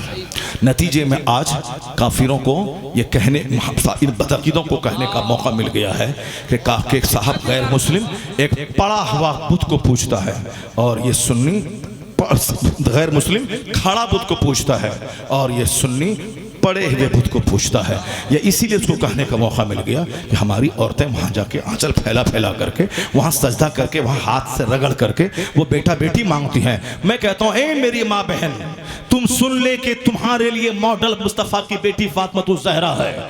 उनका बेटा हुसैन बीमार पड़ गया तो सैयदा फातिमा अपने बाप की कब्र पे रोज़े रसूल पे नहीं आई कि मेरा बेटा अच्छा हो जाए, क्योंकि वह मुस्तफ़ा की बेटी थी, आका अलैहिस्सलाम की शहजादी थी। उन्होंने नजर मांगी, इलाही मेरा बेटा अच्छा हो गया, मैं 3 रोजे रखूंगी।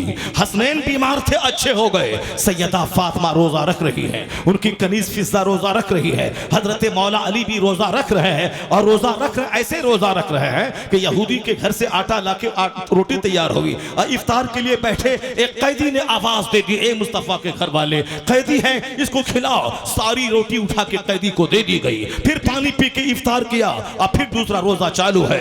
दूसरे दिन इफ्तार के लिए बैठे, एक यतीम आ गया, ए नबी के घर वाले हमें खिलाओ, मैं बहुत दिन से भूखा हूं। सारी रोटियां उठा के फिर उसको दे दी गई, फिर भूखे रह गए, पानी पे इफ्तार किया। अगला तीसरा रोजा चालू है। तीसरे रोजे के इफ्तार के टाइम में फिर एक शख्स आया, कहा मैं मिस्कीन हूं, ए नबी के घर वाले मुझको दे दे। यतीम, मिस्कीन और कैदी तीनों दिन रोटियां उठा के उनको दे दी गई। आसमान पे धूम मची है। मुस्तफा के घर वाले किस कदर रोजा रखते हैं, किस कदर फाका करते हैं, किस कदर गरीबों मिस्किनों यतीमों का ख्याल करते हैं। आयत करीमा लेके जिब्रील उतर गए। यूफूना बिन नज़्र, ये लोग नजरें पूरी करते हैं। वयुतइमूना ताम अला हुब्बिही यतीमों व मिस्किनों व असीरा, ये मुस्तफा के घर वाले यतीम, मिस्किन और कैदी को खिलाते हैं। उसके बाद कहते हैं इन्नमा नुतइमुकुम लिवजहिल्लाह ला नुरीदु मिनकुम जज़ाअन वला शुकुरा, हम अल्लाह की मोहब्बत में तुझको खिलाते हैं, लफ्ज़ शुक्रिया भी तेरी जबान से सुनना नहीं चाहते हैं। ये सारा अज अल्लाह से मांगते हैं। मुस्तफा के घर वाले भूखे रहकर गरीबों मिस्किनों को पालते हैं। नबी लाजवाब, नबी का घर वाला लाजवाब, नबी की बेटी फातिमा लाजवाब। अगर तू भी लाजवाब बनना चाहती है, न दरगाहों पे मत आ, धागा मत मान, धागा मत मान, मुफस्सली से फातिमा बनकर जब कोई जरूरत हो तो 3 रोजे की मिन्नत मांग ले, 10 रिकात नफल की मिन्नत मांग ले। अगर ऐसा होगा तो तेरी जरूरत भी पूरी होगी, खुदा की इबादत भी हो जाएगी। जवाब नारे तकबीर, नारे रिसालत, पैगाम इस्लाम, अल्लामा मुफ्ती शहरयार साहब किबला। बुजुर्गों के जिक्र से दिलों को नूर मिलता है, बुजुर्गों के जिक्र से दिलों को चैन मिलता है, बुजुर्गों के जिक्र से नेक बनने का जज्बा पैदा होता है। आज हमारे बच्चे बिगड़ गए, आज हमारी बेटियां बिगड़ गई, आज हमारे मर्द बिगड़ गए। सब लोग ये समझते हैं कि मैं साहब जितनी दौलत जमा कर लूं उसी में कामयाबी है, उसी में वह टिस्मार खां बना हुआ है कि जितनी दौलत हमको हो जाए। दौलतमंद के घर में शराब, वो गरीबों को हकीर समझता है, मौलवियों को हकीर समझता है। ये मौलवी क्या जानने गए, इसको जन्नत की पड़ी है, सारी दुनिया को दुनिया की पड़ी है। इसलिए अल्लाह तबारक व तआला गाहे बाहे वक्फे से 10 साल 20 साल छूट देता है, कुछ नहीं करता है। लोग शराब पिए, ज़िना करें, खूब दौलत जमा करें। अल्लाह तबारक व तआला जब देखता है कि बंदों का घमंड बढ़ गया, दौलत की चाहत बढ़ गई, दुनिया दौलत कमाने के लिए आखिरी हद तक लोग पहुंच जाते हैं। जैसे बहुत सारे लोग अपने बाप को ज़बह कर देते हैं ताकि बाप की दौलत पे हमारा कंट्रोल हो जाए, अपने भाई को ज़बह कर देते हैं ताकि बाप की दौलत में हिस्सेदार वो ना बन जाए। यानी दौलत का जो रसिया हो जाता है, जो दौलत का गुलाम हो जाता है, वही ना नमाज छोड़ेगा ताकि हमारा कारोबार ठप ना हो जाए। वह नमाज पढ़ने के लिए जाएंगे, आधा घंटा लगेगा, आधे घंटे में घर हक लौट के चला जाएगा। तो फिर यही साथ दुनिया ने ही मस्जिदों को उजाड़ दिया, दुनिया की चाहत ने ही जलसों को उजाड़ दिया। वो तो आपके बाप माँ अच्छे थे कि उसकी अच्छी औलाद आप हैं, कि बगैर दुनियावी फायदा के यहाँ हजार की तादाद में बैठे हुए हैं। लेकिन आज जो बच्चे जिस तरह से जी रहे हैं, या जोकर जो जिस तरह से बाल रख रहे हैं, जिस तरह से धागा पहन रहे हैं, जिस तरह से पाँव में कड़ा डाल रहे हैं, जिस तरह से जोकरों की तरह बाल रख रहे हैं, जिस तरह 24 घंटे जुबान में गुटखा रख करके अपने मुंह को कैंसर की दावत दे रहे हैं, ये बताइए ये कैंसर से पीड़ित बाप की औलाद कैसी होगी, इनका बच्चा कैसा होगा। आपका बाप तो आलिम का हाथ चूमता था, आपका बाप तो आलिम के हाथ से सूटकेस लेके बहुत दूर तक चलता था, आपका बाप मुजाहिदे मिल्लत को वहां से बैल हटा के अपने कांधे पर उनकी पालकी लेके चलता था। तब जाके आप उसकी औलाद है जो आज जलसे में बैठे हैं, जलसा आबाद है, खानका आबाद है। लेकिन ये बताएं आज का जो बच्चा जी रहा है, ये आलिमों से बिदक रहा है, मदरसे से भाग रहा है, मौलवियों को बेवकूफ समझ रहा है, गरीब समझ करके हकारत की निगाह से देख रहा है। मदरसे में पढ़ने से क्या मिलेगा, कोई मदरसे में पढ़ाता नहीं है, यानी हर बात को पैसे से जोड़ रहा है। आखिरत से कोई नहीं जोड़ता है, जन्नत के आराम से कोई नहीं जोड़ता है, कब्र के आराम से कोई नहीं जोड़ता है, सबसे पैसे से जोड़ रहा है। वरना ये नशा कि करोड़ों खरबों की इज्जत है बेटी, इस बेटी को जींस टी शर्ट पहना के जवान बेटी को कोचिंग सेंटर में भेजना, 4 बजे सुबह भेजना, वो 18 साल जवान लड़कों के साथ उसको पढ़ाना, उसके बाद जब इज्जत लूट जाए तो मौलाना के पास आ जाना कि हमारी बेटी का मन नहीं लग रहा है, वो वही शादी करना चाह रही है, तावीज दे दीजिए। ऐसा थोड़ी होता है कि आम के पेड़ में तावीज डाल दे तो सेब निकल जाए, नहीं होता है। आम के पेड़ में तावीज डाल दो तो हीरा निकल जाए। हर काम का इलाज तावीज नहीं है। तो तुमने शरीयत का काम कानून तोड़ करके अपनी जवान बेटी को तुमने कोचिंग सेंटर भेजा और तुमने दुपट्टा हटा के उसके माहौल में भेजा। अगर वह लुट गई, उनके साथ भाग गई, अगर वह काफिरा हो गई तो 100% कसूर उस माँ बाप का है जिसने अपनी बेटी को रात के सन्नाटे में कोचिंग सेंटर भेजा, जिसने अपनी जवान बेटी को होटल में रहने के लिए भेजा, ये 2 टका कमाने के लिए कि ये बिटिया इंजीनियर बन जाएगी, डॉक्टर बन जाएगी तो पैसा कमाएगी। ये बता दे ये 2 पैसा कमाएगी। शरीयत ने, इस्लाम ने तुम्हारी बेटी की महर की रकम मर्द के ऊपर डाल दिया है कि तुम्हारी बेटी को कुछ नहीं करना है। महर की रकम 10 लाख मर्द देगा, वलीमा का खाना मर्द खिलाएगा, कपड़ा लत्ता मर्द देगा और सारी जिंदगी तेरी बेटी को मर्द पालेगा। वह रेड़ी चलाएगा, वह ठेला चलाएगा, वह मछली मारेगा, वह खेती करेगा, वह ईंट ढोएगा, मगर बेटी को रानी बना के रखेगा। घर में रह तो तेरे महर की रकम मेरे जिम्मे है, तेरा कपड़ा मेरे जिम्मे है, खाना मेरे जिम्मे है। तो अब वहां पे औरतें जब समझती हैं कि मेरा शौहर सरताज है, वह मजदूरी करता है, उसके बाद लाके मुझको खिलाता है, रानी बना के रखता है, मुझको बाहर नहीं जाने देता है, तो शौहर की इज्जत दिल में होती है। वह शौहर का पांव दबाती है, शौहर की पेशानी को बोसा देती है। जब वहां इस तरह का मोहब्बत का माहौल हो तो शौहर अपना पांव, अपना दिल बीवी के पांव के नीचे बिछा देता है। ये मुझको इज्जत दे रही है, क्योंकि जब बीवी समझती है ये मेरा मालिक मुख्तार है, ये मुझको रोजी रोटी तलाश करके मुझको खिलाता है, तब उसके बाद वहां सम्मान का माहौल रहता है। लेकिन जब लड़की 2 पैसा कमाने लगेगी, ना शौहर का पांव दबाएगी, ना उसके सर में तेल लगाएगी, और फिर वो कमाएगी, वो पैसे का मालिका बनेगी, वो बोलेगी मैं शौहर को नहीं दूंगी, मेरे बाप ने जमीन बेचकर मुझको पढ़ाया है, तो फिर वो अपने भाई को देगी, अपनी फूफी को देगी, तो शौहर नाराज होगा। तो अपनी बेटी के सुख का कातिल है वो बाप जो अपनी बेटी को मुलाजमत करवा के अपनी बेटी की जिंदगी को तल्ख करना चाहता है, उसको शौहर की निगाहों में गिराना चाहता है। इसलिए वह ना कमाने वाली खातून रानी बन के है, और कमाने वाली खातून का 99% रिश्ता उसका बिगड़ा हुआ है, वह रिश्ता तलाक में टूट जाता है, गैर मर्दों के साथ भाग जाती है। डीएम बनने के बाद शौहर से तलाक का मुतालबा कर रही है। इस्लाम ने यह नहीं कहा है कि इन औरतों को मारे मारे फिराओ, डीएलएड करवाओ, पैसा कमाओ, उनकी जिंदगी को बर्बाद कर दो। कुरान कहता है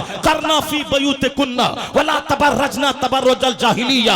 अल्लाह जो पैदा करने वाला है वो कहता है औरतों अपने घरों में ठहरी रह, आवारा औरतों की तरफ मत फिरा कर, मत नाचा कर, मत घुमा कर, दूसरों के चेहरे की जीनत मत बनाकर घर में रह। तो अल्लाह का कानून तोड़ने की वजह से तलाक हो रही है, तकरार हो रही है, काफिरों के साथ औरतें भाग रही है। अल्लाह के कानून पर अमल कर, अपने घर में रह। जो मुजाहिदे मिल्लत ने कहा, आला हजरत ने कहा, मुफ्ती आजम हिंद ने कहा, गरीब नवाज ने कहा, गौसे आजम ने कहा, हसन करीमैन ने कहा, जब बेटियां घर से बाहर निकलेंगी उनका काफिर होना तय है। और जब कुरान पे अमल करके वो घर में रहेंगी, कुरान पढ़ेंगी, सूरह मुल्क पढ़ेंगी, तो उनकी आबरू का बचना भी तय है। तब उनका बेटा का गुलामे गौस हो जाता है। लाजवाब, नारे तकबीर, नारे रिसालत, पैगाम इस्लाम। अभी कुछ नहीं हुआ है। अभी जितनी बेटियां काफिरों के साथ भागी हैं, आने वाले वक्त में और भागेंगी, आने वाले वक्त में और जनाजा निकलेगा और जाके काफिर उसको दरिंदे की तरह निचोड़ेंगे और 50 टुकड़े करके नदी में बहा देंगे। आए दिन खबरें मिल रही हैं, अखबारात में आए दिन खबरें मिल रही हैं। अल्लाह का कानून तोड़ने के बाद अमन नहीं मिलता है। अल्लाह ने क्यों कहा करना फी बयूतिकुन्ना वला तबर्रजना तबर्रुजल जाहिलिया। ये कौन कहा? जिसने हमको पानी की एक बूंद से पैदा किया है, इसने हमें माँ के पेट में माँ का माहवारी खून रोक करके हमारी ग़िज़ा का इंतजाम किया है, जिसने हमें फिर मार देगा, फिर दोबारा जिंदा करके हमसे हिसाब लेगा। तो अल्लाह का कानून तोड़ के बंदा अपना कानून चला रहा है। नहीं बिटिया पढ़ लेगी, नौकरी करेगी, तब इनकी शादी हो जाएगी। ये बता इतना घटिया सोच क्यों हो गई? घटिया सोच क्यों हो गई? मर्द औरत के बगैर रह पाएगा? नहीं रह पाएगा। जब नहीं रह पाएगा, आजकल शादी मुश्किल हो गई है। मर्दों को अब लड़कियां नहीं मिल रही हैं। लड़कियां एक तरफ बूढ़ी हो रही, 40 साल की उम्र की होगी, उनको रिश्ता नहीं मिल रहा है। क्यों? इसलिए नहीं मिल रहा है कि यह लड़का बेरोजगार है, ये कमाता नहीं है। लड़कियां साथ पढ़ी लिखी नहीं है, ये कमा नहीं रही है। दोनों के दिमाग में दुनिया बस गई। यही वजह है कि दोनों की जिंदगी तल्ख हो गई। लड़के की उम्र थी 18 साल, शादी की उम्र है 18 से 22 साल। उस उम्र में जज्बात जवान होते हैं, ख्वाहिशात पुख्ता होती हैं, उसमें ताकत बदन में रहती है। लड़की भी अब बदकार नहीं होती है। वह दोनों जब 18-20 साल में शादी के बंधन में बन जाते हैं, फिर दोनों को जिंदगी का लुत्फ मिलता है। शौहर बीवी से खुश होती है, शौहर बीवी से खुश रहता है, बीवी शौहर से खुश रहती है। वो जो जिंदगी के आराम का लम्हा था, हमने नौकरी की तलाश में लड़की की उम्र 48 साल कर दिया, लड़के की उम्र 50 साल कर दिया। ये दोनों आ गए, अधेड़ उम्र में दाखिल हो गए। ये तंद सिक्के कमाने के लिए दोनों को अधेड़ बना दिया। अब ये भी खंखड़ हो चुका है, अब वह भी खंखड़ हो चुकी है। ये दोनों रिश्ते में अब बंधे हैं 48 साल और 50 साल में। अब ये बताएं, खंखड़ होने के बाद औलाद कैसी पैदा होगी? औलाद तो महाखंखड़ पैदा हो जाएगी। वह 4 साल के बाद तो दोनों बूढ़े हो जाएंगे, दोनों एक दूसरे के लिए बोझ बन जाएंगे। इस्लाम ने कहा कि वक्त पे शादी करा अपने बच्चों की। 18 साल जब बच्चे जवान हो जाए, फौरी शादी करा। लड़के हो फौरी शादी कर, लड़की हो फौरी शादी करा दे। अगर शादी में तुमने देर किया, अगर लड़के का पांव फिसल गया और लड़की दूसरों के साथ भाग गई, तो उस गुनाह में माँ बाप भी शरीक समझे जाएंगे। इसलिए आज जो सारा हिंदुस्तान का पेट फट रहा है दर्द के मारे कि मेरी बेटियां मुशरिकों के साथ भाग रही हैं, उसमें एक फैक्टर तो है कि हमारी बेटियां चंद सिक्के कमाने के शौक में जवान बेटियां घर से बाहर जा रही हैं, घर से बाहर जा रही है। दूसरा फैक्टर काम कर रहा, शादी में देरी हो रही है। हुजूर ने कहा था शादी में देरी करेगा तो ज़लज़ला पैदा होगा, जमीन में फितना पैदा होगा। अगर मुनासिब रिश्ता मिल गया, अगर तू शादी नहीं करेगा, लड़के के दीन अखलाक से राजी होने के बाद नहीं करेगा, माल देखेगा, तो जमीन में ज़लज़ला होगा, फितना पैदा होगा। वही फितना की कई लाख बेटियां गैर मुस्लिमों के साथ भागकर दुनिया को भी नरक बना डाला। मरने के बाद वहां की जन्नत तो ईमान वाले को मिलती है और वहां की जन्नत से महरूम हो गई। चंद 10 साल की लज्जतों की खातिर महासंख्यों साल की आग को उसने कबूल कर लिया। वो बेहतर तो यही था अगर उनको दीन सिखाते, पर्दे में रखते। अगर कोई काफिर उसको 1 करोड़ रुपए देकर अपनी तरफ माइल करना चाहता, तो वह तरबियत याफ्ता बेटी उनके मुंह पे थूक देती और कहती मैं जिंदगी भर कुंवारी रह जाऊंगी मगर ईमान का सौदा नहीं करूंगी। इसलिए वह बाप धन्य है जो डीएलएड नहीं करवाया, बेटी को बहारे शरीयत पढ़ाया, कानून शरीयत पढ़ाया, कंजुल ईमान पढ़ाया, उसको महफिल की जीनत नहीं कनीज़े फातिमा बनाया। यहां भी रानी बन के रहेगी, मां बन के रहेगी, पांव के नीचे जन्नत रहेगी और जब मरेगी तो कनीज़े फातिमा बनकर जन्नतुल फिरदौस चली जाएगी। वह बाप दुश्मन है अपनी औलाद का, वह बाप दुश्मन है अपनी औलाद का जो अपनी बेटियों को स्कूल कॉलेज और महफिल का रास्ता दिखाकर उनकी जिंदगी को जहन्नम में जलाकर राख कर देती है। दुश्मन है वो। जरा गौर से सुनिए, मैं सिर्फ एक चैप्टर खोलता हूँ। कैसी सोच थी, कैसे लोग थे, कैसे जीते थे। यहाँ सिर्फ चंद सिक्कों की सोच ने सबको अंदर से नंगा, अंदर से गंदा बना के रख दिया। अब अल्लाह पर जो भरोसा करता है, अल्लाह ताला गैब से नवाजता है, वहां से देता है जहां से बंदा सोच नहीं सकता है। जरा गौर से सुनिए कि किस तरह से लोग जीते थे, कैसे लोग रहते थे। मालूम है, एक बुजुर्ग है, वो अपने बाल बच्चों को पालते हैं, शरीयत की रोशनी में घर में रखते हैं। जाहिर सी बात है, जिसको चाहिए 1 लाख का सोफा, उसको तो झूठ बोलना पड़ेगा। जिसको चाहिए वाल पुट्टी, फॉल से सीलिंग, और साहब वार्डरो, और साहब मार्बल ग्रेनाइट, उसको चाहिए कार, उसको तो मखरूज होना पड़ेगा। उसको तो साहब मकरूह और नाजेबा मनाजिर का सामना करना पड़ेगा। लेकिन जो सिंपलिसिटी पे राजी हो गया, जो सिंपल खाना, सिंपल पहनना, सिंपल घर पे राजी हो गया, वो बेशुमार खतरात से बच गया। आज जब पेचीदगी ने जहर खिलाने पर मजबूर किया, पेचीदगी ने फांसी के फंदे पे लटकाया, इस्लाम ने क्या कहा? अल बज़ाज़तु मिनल ईमान, सादगी ईमान का हिस्सा है। Simplicity is the part of faith, सादगी ईमान का हिस्सा है। जिस दस्तरखान पे 1 सालन हो, उसका चेहरा काला कभी नहीं होगा। जिसके बदन पे 3 कपड़ा हो, उसका चेहरा कभी काला नहीं होगा। जिसका मकान सिंपल रहे, वो कभी जहर खा के नहीं मरेगा। यहाँ तो ख्वाहिशात बढ़ जाती हैं, मुकाबला दूसरों से होता है। सामने वाला फॉर्च्यूनर खरीदा है, मेरे पास डिजायर है, तो डिजायर फॉर्च्यूनर के सामने कोई हैसियत नहीं रखती है। मैं तो गरीबों की कार पे हूँ, वो तो फॉर्च्यूनर 55 लाख के लिए आया है। मुझको उसका मुकाबला करना है, चाहे लोन लेना पड़े, चाहे तक कर्जा लेना पड़े, चाहे जमीन बेचना पड़े, कुछ भी हो, मुकाबला करना है। तो अब जब मुकाबला तुम करोगे, तुम्हारा चेहरा तो हल्का होगा, चेहरा तो काला होगा, ब्लड प्रेशर हाई तो होगा, शुगर की मर्ज तो होगा, बेशुमार बीमारियां, हार्ट तो खतरे में पड़ेगा, बाईपास सर्जरी की नौबत तो आएगी। क्योंकि जो ज्यादा दुनिया के लिए लालायित रहता है, उसको बाईपास सर्जरी करवाना पड़ता है, उसको साफ खतरनाक बीमारी से जूझना पड़ता है। इतना कर ले कि उसको फॉर्च्यूनर मुबारक हो। मेरे पास तो साइकिल नहीं थी, मेरा बाप तो पैदल चलता था। इलाही तेरा करोड़ों एहसान कि जिसका बाप पैदल चलता था, साइकिल नहीं थी, उसको तूने स्विफ्ट दे दिया है, उसको तूने डिजायर दे दिया है। इलाही करोड़ों एहसान तेरा, मजदूर के बच्चे को डिजायर दे दिया है। अगर ये बोलेगा चेहरा कभी काला नहीं होगा, बाईपास सर्जरी नहीं होगी, उसका चेहरा कभी काला नहीं होगा, हमेशा हरा भरा रहेगा। इसलिए मुस्तफा ने कहा कि दुनियावी एतबार से बड़ों को मत देखा कर, अपने से नीचों को देखा कर। जब देखेगा तो फिर अल्लाह की नेमतों का शुक्र अदा करने का जज्बा पैदा हो जाएगा। चेहरा हरा रहेगा, आप पेचीदगी से बचेगा, जिंदगी हल्की फुल्की रहेगी। जिंदगी से प्यार नहीं, मर के कब्र में मुस्तफा की ज़ियारत की तमन्ना दिमाग में पैदा होती चली। बेशक नारे तकबीर, नारे रिसालत, पैगाम इस्लाम। यहाँ जो लोग कहते हैं अभी नहीं मरूं, अभी बच्चा छोटा है, बुखार होने के बाद मौत नजर आती है, पैर पाँव में कांटा चुभा तो मौत नजर आती है, ये सारी बातें इसलिए हैं कि मरना नहीं चाहता। और अक्सर आदमी के दिमाग में मरने का डर सता रहा है। मैं मर जाऊं तो मेरा प्लान अधूरा रह जाएगा, मैं अभी मर जाऊं तो मेरी बेटी की शादी कौन कराएगा, मैं मर जाऊं तो क्या होगा। ये मर जाऊं मर जाऊं मर जाऊं, इसी ने सबका चेहरे की रौनक को छीन लिया है। और हुजूर ने क्या कहा कि ऐ लोगों, एक जमाना ऐसा आएगा कि दुनिया की सारी कौमें तुझको खाने के लिए दौड़ेंगी, नोचने के लिए। और सब इस दस्तरखान बिछाने के बाद जैसे लोग कहते हैं आओ खाना खाओ, और सारे खाना खाने वाले दस्तरखान की तरफ दौड़ते हैं, उसी तरह दुनिया की सारी काफिर कौमें मुसलमानों को खाने के लिए दौड़ेंगी। यहूदी बोलेगा नसरानी इसे खाओ, नसरानी बोलेगा मुशरिक इसे खाओ। यह अबू दाऊद शरीफ की हदीस है, सरकार का फरमान है, जबरदस्त हदीस है, यह कमजोर ज़ईफ हदीस नहीं है। क्या कहा सरकार ने कि सारी कौमें एक दूसरे को तेरे खिलाफ आवाज देंगी, आओ मुसलमानों को निगल जाओ, चट कर जाओ। जैसे आज देख लीजिए साहब, इसराइल का यहूदी जिसको पखाना करने का ढंग नहीं मालूम है, वो फिलिस्तीन के बच्चों, बूढ़ों, औरतों, मजलूमों, माजूरों पे क्या जुल्म ढाया है। गजा को खंडर बना के रख दिया है। वहाँ के लोग साथ सामियाना डाल के रह रहे हैं, हॉस्पिटल नहीं है, वहाँ स्कूल नहीं है, बच्चे क्या खाएंगे, क्या रोजगार होगा। दुनिया का कोई मरदूद उसके खिलाफ बोलने को तैयार नहीं है। यहाँ तक कि वो जो दादा बनता है अमेरिका, उस खबीस मरदूद को अपने यहाँ बुला करके गाजा खाली करने का प्लान तो दे रहा है, लेकिन ये नहीं कहता कि मरदूद तुमने गाजा उजाड़ा क्यों।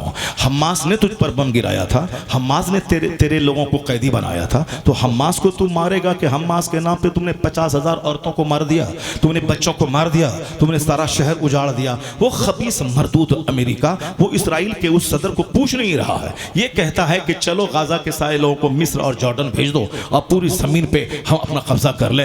यानी वो मरदूद उसको ये नहीं कहता कि तुमने जुल्म में क्यों ढाया, सारे खबीस आपस में चट्टे बट्टे हैं। हुजूर ने कहा था कुल्लो कुफरिन मिल्लतुन वाहिद, आयत किताब में सारे काफिर एक मिल्लत पे हैं। कुरान कहता है वकालतिल यहूदु लैसतिन नसारा अला शै, यहूदी कहते हैं नसरानी 0/0 कुछ नहीं, नसरानी काफिर है, और नसरानी कहते हैं यहूदी काफिर है। कुरान में आया है यह दोनों एक दूसरे को काफिर कहते हैं। इसराइल में यहूदी, अमेरिका में क्रिश्चियन, ब्रिटेन में क्रिश्चियन, ये दोनों एक दूसरे को काफिर कहते हैं और एक दूसरे को मौका मिलने के बाद खूब पिटाई करते हैं। जैसे जर्मनी का हिटलर 50 लाख यहूदियों को ज़बह कर डाला था सेकेंड वर्ल्ड वॉर में। यह चंद लोगों को बचा हुआ छोड़ा था कश्ती में ताकि दुनिया में जहां चाह रहो, तो किसी ने जगह नहीं दिया था कि नहीं ये लोग शरीर लोग हैं, जहां पनाह देंगे ये हम ही को काटना शुरू करेगा। मुसलमानों ने उनको जगह दे दिया फिलिस्तीन में। अब जगह दिया, अभी 70 साल से मुसलमानों को ही ये डंक मार रहा है। तब लोग जानते हैं कि हिटलर ने क्यों 50 लाख को काटा था। इसकी खसलत में है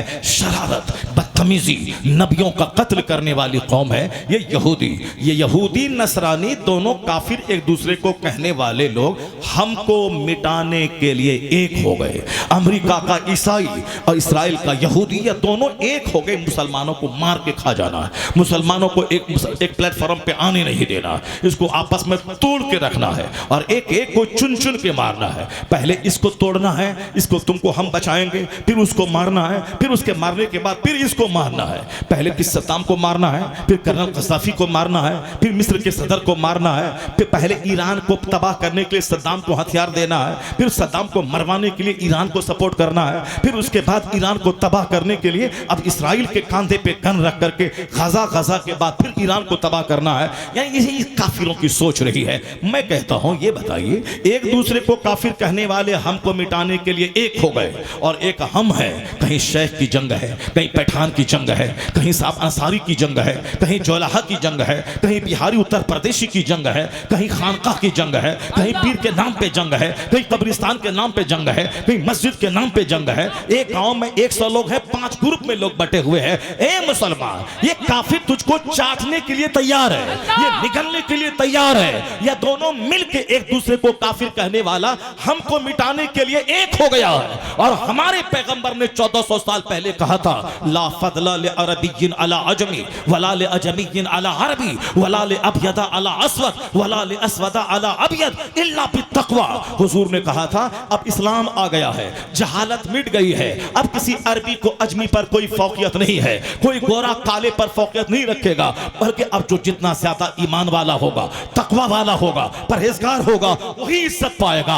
अब रंग नहीं देखा जाएगा, अब मुल्क नहीं देखा जाएगा, तकवा देखा जाएगा, कैरेक्टर देखा जाएगा, ईमान देखा जाएगा, अच्छा अमल देखा जाएगा। धन दौलत देखकर इज्जत नहीं दी जाएगी, तकवा देखकर। अल्लाह से जो ज्यादा डरने वाला होगा वही इज्जत वाला होगा। तो जो इस्लाम ने रंग का फर्क मिटा दिया, मुल्क का फर्क मिटा दिया, सबों को भाई भाई बना दिया, ये मुसलमान अब लड़ रहा है अंसारी के नाम पे, जोलाहा के नाम पे, बिहारी के नाम पे, उत्तर प्रदेशी के नाम पे, पीर के नाम पे, मजार के नाम पे, मदरसा के नाम पे, मस्जिद के नाम पे। अब कम से कम आंख तो खोल ले, या दोनों काफिर यूनाइट हो गए हमको मिटाने के लिए। अब ये छोटी छोटी सारी जंगों को मिटा दे, सब आपस में एक हो जा, मुत्तहिद हो जा और बोल तू मिल गया है मुझे मिटाने के लिए, अब हम भी मुत्तहिद हो गए हैं इस्लाम बचाने के लिए। हम भी मुत्तहिद हो गए इस्लाम बचाने के लिए।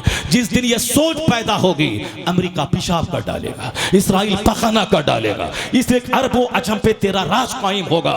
छोटी छोटी बातों को छोड़ दे, आपस के इख्तिलाफ को बंद कर दे, मुसीबतों पे सब्र करने का सब शऊर पैदा कर। छोटी छोटी बात सब्र खामोशी के साथ पी जा।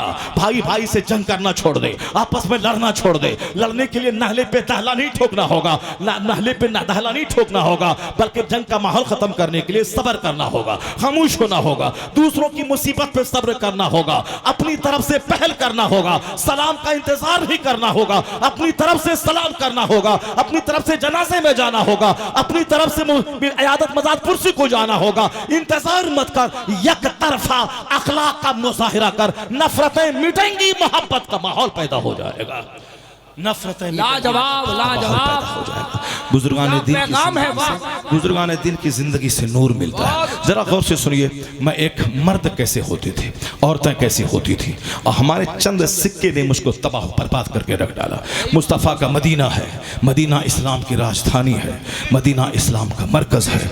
उस मदीने में एक जवान है, उस जवान की शादी हुई है। पहले हर जवान की शादी 18 से लेकर 20 के बीच में हर हाल में हो जाती थी। मुश्किल से ही कोई जवान मिलता होगा जो 27 साल 30 साल का होगा, उसकी शादी ना हुई हो। लड़कियों की शादी 10 साल के बाद से लेकर 18 साल के अंदर में हो जाती थी। लड़कियां जवान होती थीं तो उनकी आंखें अपने शौहर को देखती थी, जवान होने के बाद आंखें शौहर को देखती थी। और यहाँ 50 मर्दों को पहले लड़कियां देख चुकी होती हैं, तब आ करके खंखड़ होने के बाद लास्ट में अपने शौहर का मुंह देखती है। ये बताएं कि उस वक्त में उनके शौहर के मुंह देखने का कि क्या लज्जत उसको मिलेगी, जो 50 मर्दों को पहले देख चुकी है। जवानी का जो क्रीम पीरियड है, वह क्रीम पीरियड 10 मर्दों का मुंह देखने में गुजार चुकी है। और जब अधेड़ हो चुकी हैं तब वह शौहर का मुंह देख रही हैं। वहां सुकून कभी नहीं होगा, वहां कोई बहुत बड़ा कुतुब अब्दाल बच्चा कभी नहीं पैदा होगा। इस्लाम का नजरिया यही है कि बच्चियां जवान होती थी तो पहली नजर शौहर पे पड़ती थी। और ये इसलिए पहले शादी कम उम्र में हो जाती, 10 साल में हो गई, और जवान होने के बाद 15 साल में रुखसती हुई। शादी होने के बाद चूंकि जब वो जानती थी कि मेरा निकाह हो चुका है, अब वो अपने शौहर की अमानत है, वह इधर उधर चक्कर नहीं चलाती थी, वह ताक झांक करके दीवार में दूसरों को नहीं देखती थी, वह साहब 10 मर्दों की जीनत बनने के लिए महफिल में नहीं जाती थी। इसलिए वो जवान होती थी तो शौहर का मुंह देखती थी। वो जवान होने, मेरी बीवी खुद है, जब मेरी शादी हुई थी, मेरी बीवी शादी के टाइम में उसको मंथली कोर्स आया ही नहीं था, यानी वो हैज का पहला खून आता है उसको नहीं आया था। शादी होने के बाद तब उनको साहब मंथली कोर्स आया। मेरे जो ससुर थे अपने ज़माने के बहुत बड़े मुफ्ती थे, हमारे पीरो मुर्शिद भी बहुत थे, खलीफा मुफ्ती आज़म हिंद भी बहुत थे, और सरकार मुफ्ती आज़म हिंद के खलीफा और बहुत बड़े मुर्शिद, बुखारी शरीफ तक हिदायतुन नहव से लेकर सारी किताबें हमको उन्होंने पढ़ाई है। तो इसलिए वो उनकी 4 बेटियां, चारों बेटियों की शादी हालत नाबालगी में हो गई। शादी के 2 साल 3 साल के बाद तब उनकी बेटियां जवान हुई।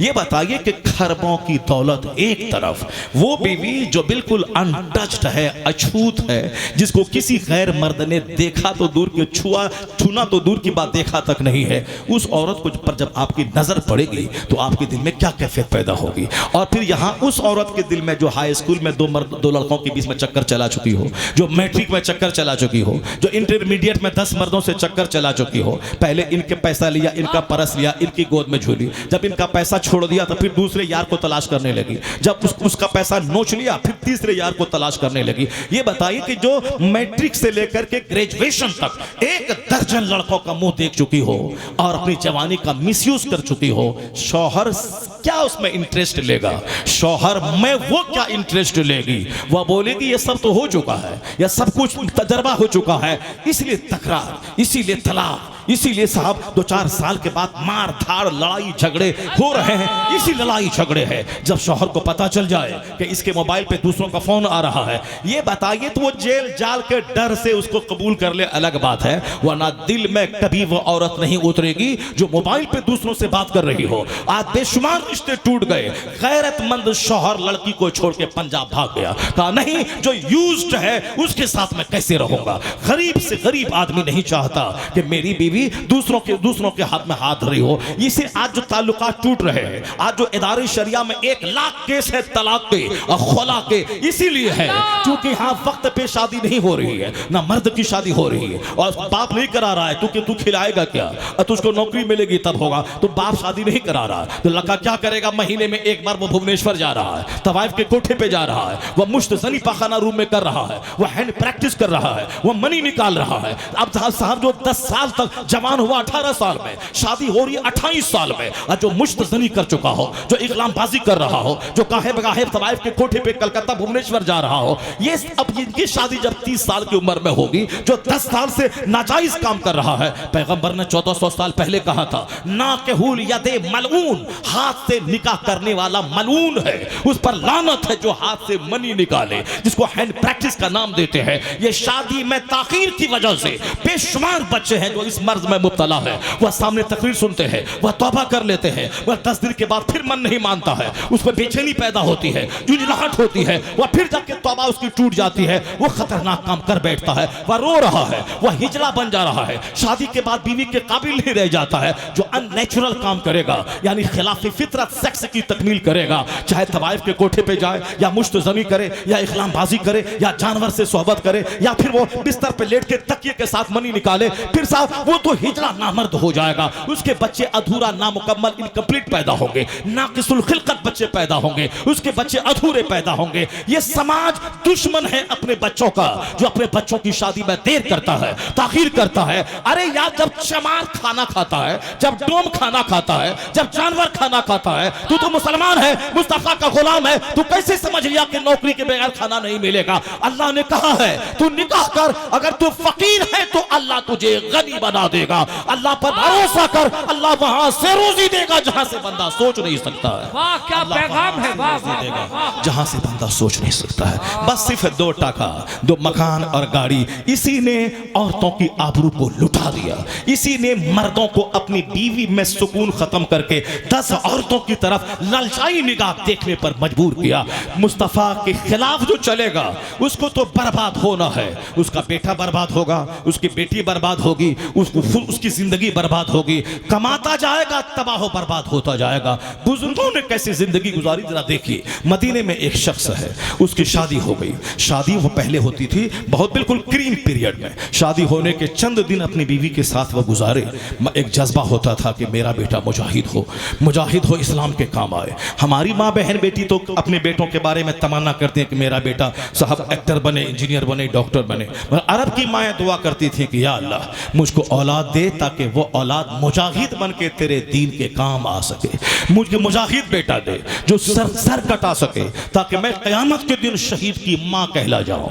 इसलिए अरब की औरतें धन्य हैं जिन्होंने मुजाहिदीन की एक खेप तैयार की है, जिसने अरबों अजम को हिला डाला, जिसने सारी दुनिया पे इस्लाम की हुकूमत कायम कर दी। ये हम जैसे हिजड़ों और नामर्दों की वजह से नहीं हुआ है, जिन्होंने समंदर में कदम रख दिया, जिन्होंने फांसी के फंदे को चूम लिया, जिन्होंने काफिरों के बीच में घुसकर जख्म से निढाल होने के बाद वहां के सत्ते पे कब्जा कर लिया। पहले जान हथेली पे लेके वतन से बेवतन हुए वह लोग, तब आज इस्लाम मुस्कुरा रहा है हिंदुस्तान में, तब इस्लाम मुस्कुरा रहा है स्पेन में, तब इस्लाम मुस्कुरा रहा है पूरी दुनिया में। अगर वह लोग अपनी बीवी, अपना बच्चा, अपना घर लेके पकड़ के रहते, नहीं बाहर कुछ बोलेगा तो जेल में डाल देगा, जब जेल में जाओगे तो कोई बचाने वाला नहीं होगा, कोई निकालने वाला नहीं होगा।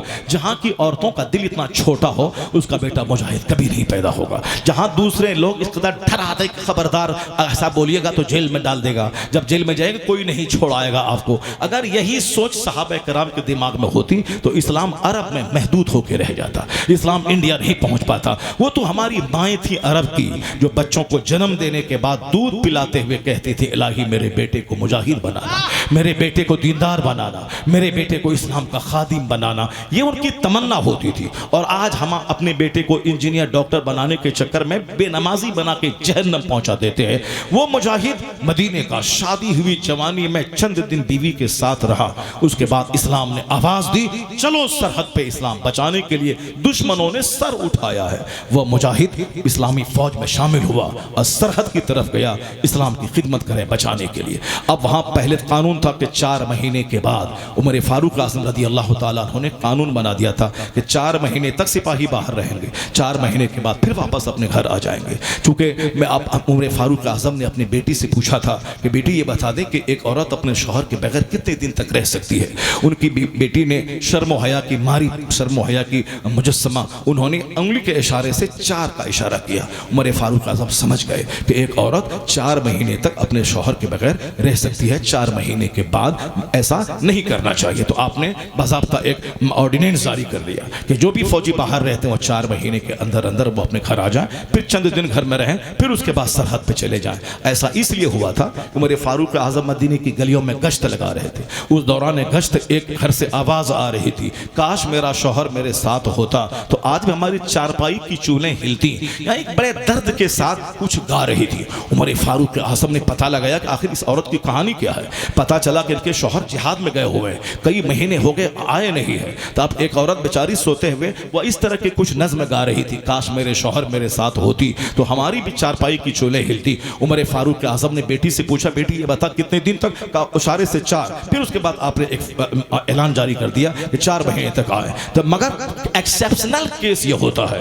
ये तो एक आम कानून है, लेकिन जहां शदीद जरूरत हो इस्लाम बचाने की तो फिर वहां पे आदमी बरस तक सरहद पे रह जाते हैं। मदीने का वह मुजाहिद 4 महीने के बाद वापस आने वाला था, मगर फिर आवाज आई इस्लाम बचाओ। अगर ये घर चले गए तो सरहद पे दुश्मन की सरगर्मी और बढ़ जाएगी, वह इस्लाम पे खतरनाक अटैक करेगा। इसलिए एक्सेप्शनल एक जो टीम होती है फौज की, हजारों लाखों लोग फौज में होते हैं, मगर कुछ मुख्तसर टीम बहादुरों की होती है जो खतरनाक हालात में उस हालात से निपटने का हुनर रखता हो, ताकत और जौहर रखता हो। उस टीम में वो नौजवान शामिल था। कहा कि नहीं, अब मुझे अगले 4 महीने के बाद जाना है। फिर गए वहां, फिर आवाज आई इस्लाम बचाओ, फिर अगले 4 महीने के बाद जाना। इस तरह करते करते वो गुस्सा नहीं किया, कमांडर को नहीं बोला कि मैं घर जा रहा हूं मुझको नौकरी से निकाल दो, नहीं, चूंकि सबके दिल में इस्लाम का दर्द होता था। कैसे इस्लाम आबाद हो, कैसे कुफ्र कमजोर हो, कैसे पूरी दुनिया में इस्लाम फैले, कैसे मुसलमानों की इज्जत आबरू धन दौलत सब बचे, काफिर इस पर अटैक न करे, एक दर्द होता था। यहाँ तो हम लोग उजड़ गए कि पड़ोसी के घर में कोई घुस के मार काट करे तो हम अपना दरवाजा बंद करके रहते हैं, क्यों साहब वो मर रहा है हम तो सेफ रहे, उसको मारने के बाद फिर मेरी बारी आती है, चुन चुन के सबको मारता है। अगर गांव में आग लगे और सब लोग अपने घर में रहे तो धीरे धीरे सबका घर जलकर राख हो जाएगा। अगर किसी ने बहादुरी करके घर से बाहर निकला, उस लगी हुई आग को बुझा दिया, अगर वह आग बुझी तो सारा गांव सेफ हो जाएगा। इसलिए जुल्म को देखने के बाद खामोश मत रहना, अगर बुराई हो तो उसको रोकने की कोशिश करना।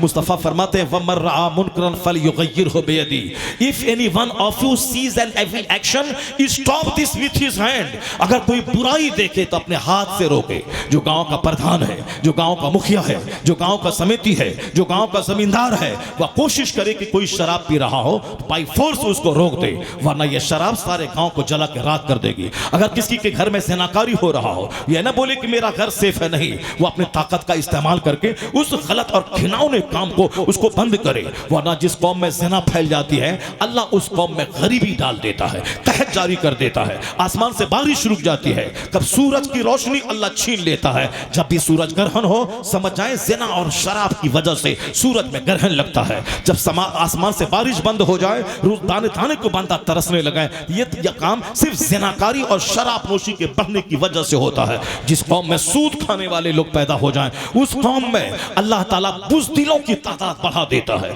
यानी बुराई से लड़ने का जो जिगर है वो खत्म हो जाता है, लोग कमजोर हो जाते हैं, अंदर से टूटे रहते हैं, काम चोर हो जाते हैं, बुराई के खिलाफ लड़ नहीं सकते हैं। सूद का पैसा इंसानियत और ह्यूमैनिटी को तबाह बर्बाद करके रख देता है। इसलिए कभी भी ज़िना के खिलाफ खामोश नहीं रहना चाहिए, शराब के खिलाफ खामोश नहीं रहना चाहिए। हुजूर ने क्या कहा, जिसके पास ताकत है वह ताकत से रोक दे, हाथ पकड़ ले जालिम का, उनसुर अखा का जालिमन और मजलूमन। मुस्तफा कहते हैं अपने भाई की मदद कर, या जालिम हो या मजलूम हो।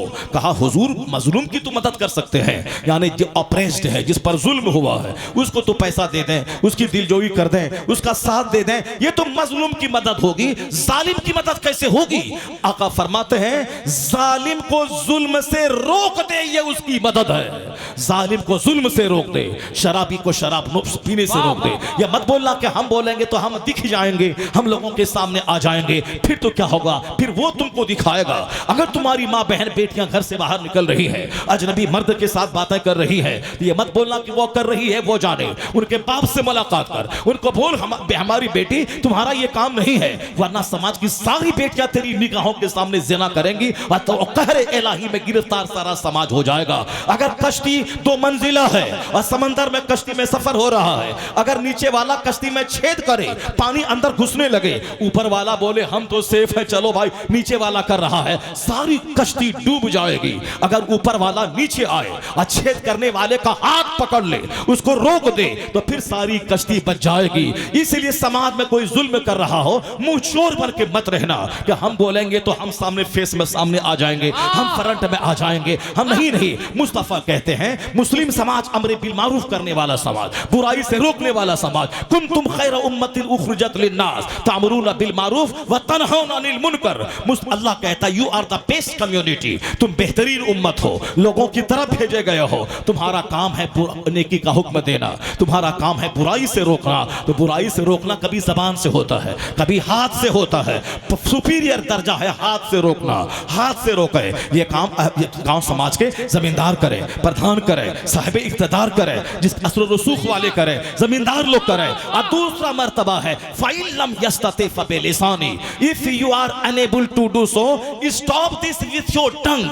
अगर हाथ से नहीं रोक सकते हो तो जबान से रोको उसको, जबान से बोलो ये हराम है, उसको बोलो ये हराम है। अगर गूंगा शैतान बन के रहा, नहीं बोला डर के मारे, तो समाज को ज़िना राख कर देगा, समाज को शराब नोशी तबाह बर्बाद कर डालेगी और पूरा समाज तबाह बर्बाद हो जाएगा। आने वाली नस्लों को बचाने के लिए जबान से बोलना होगा। ये काम कौन करेगा? ये काम मस्जिद के इमाम करे, ये काम उलमा कराम करे, ये खतीब करे। उसको बताएं कि ज़िना हराम है, शराब हराम है, नमाज छोड़ना हराम है, एक वक्त की नमाज छोड़ना हराम और गुनाह कबीरा है। उसे बताएं कि नमाज छोड़ेगा तो बर्बाद हो जाएगा।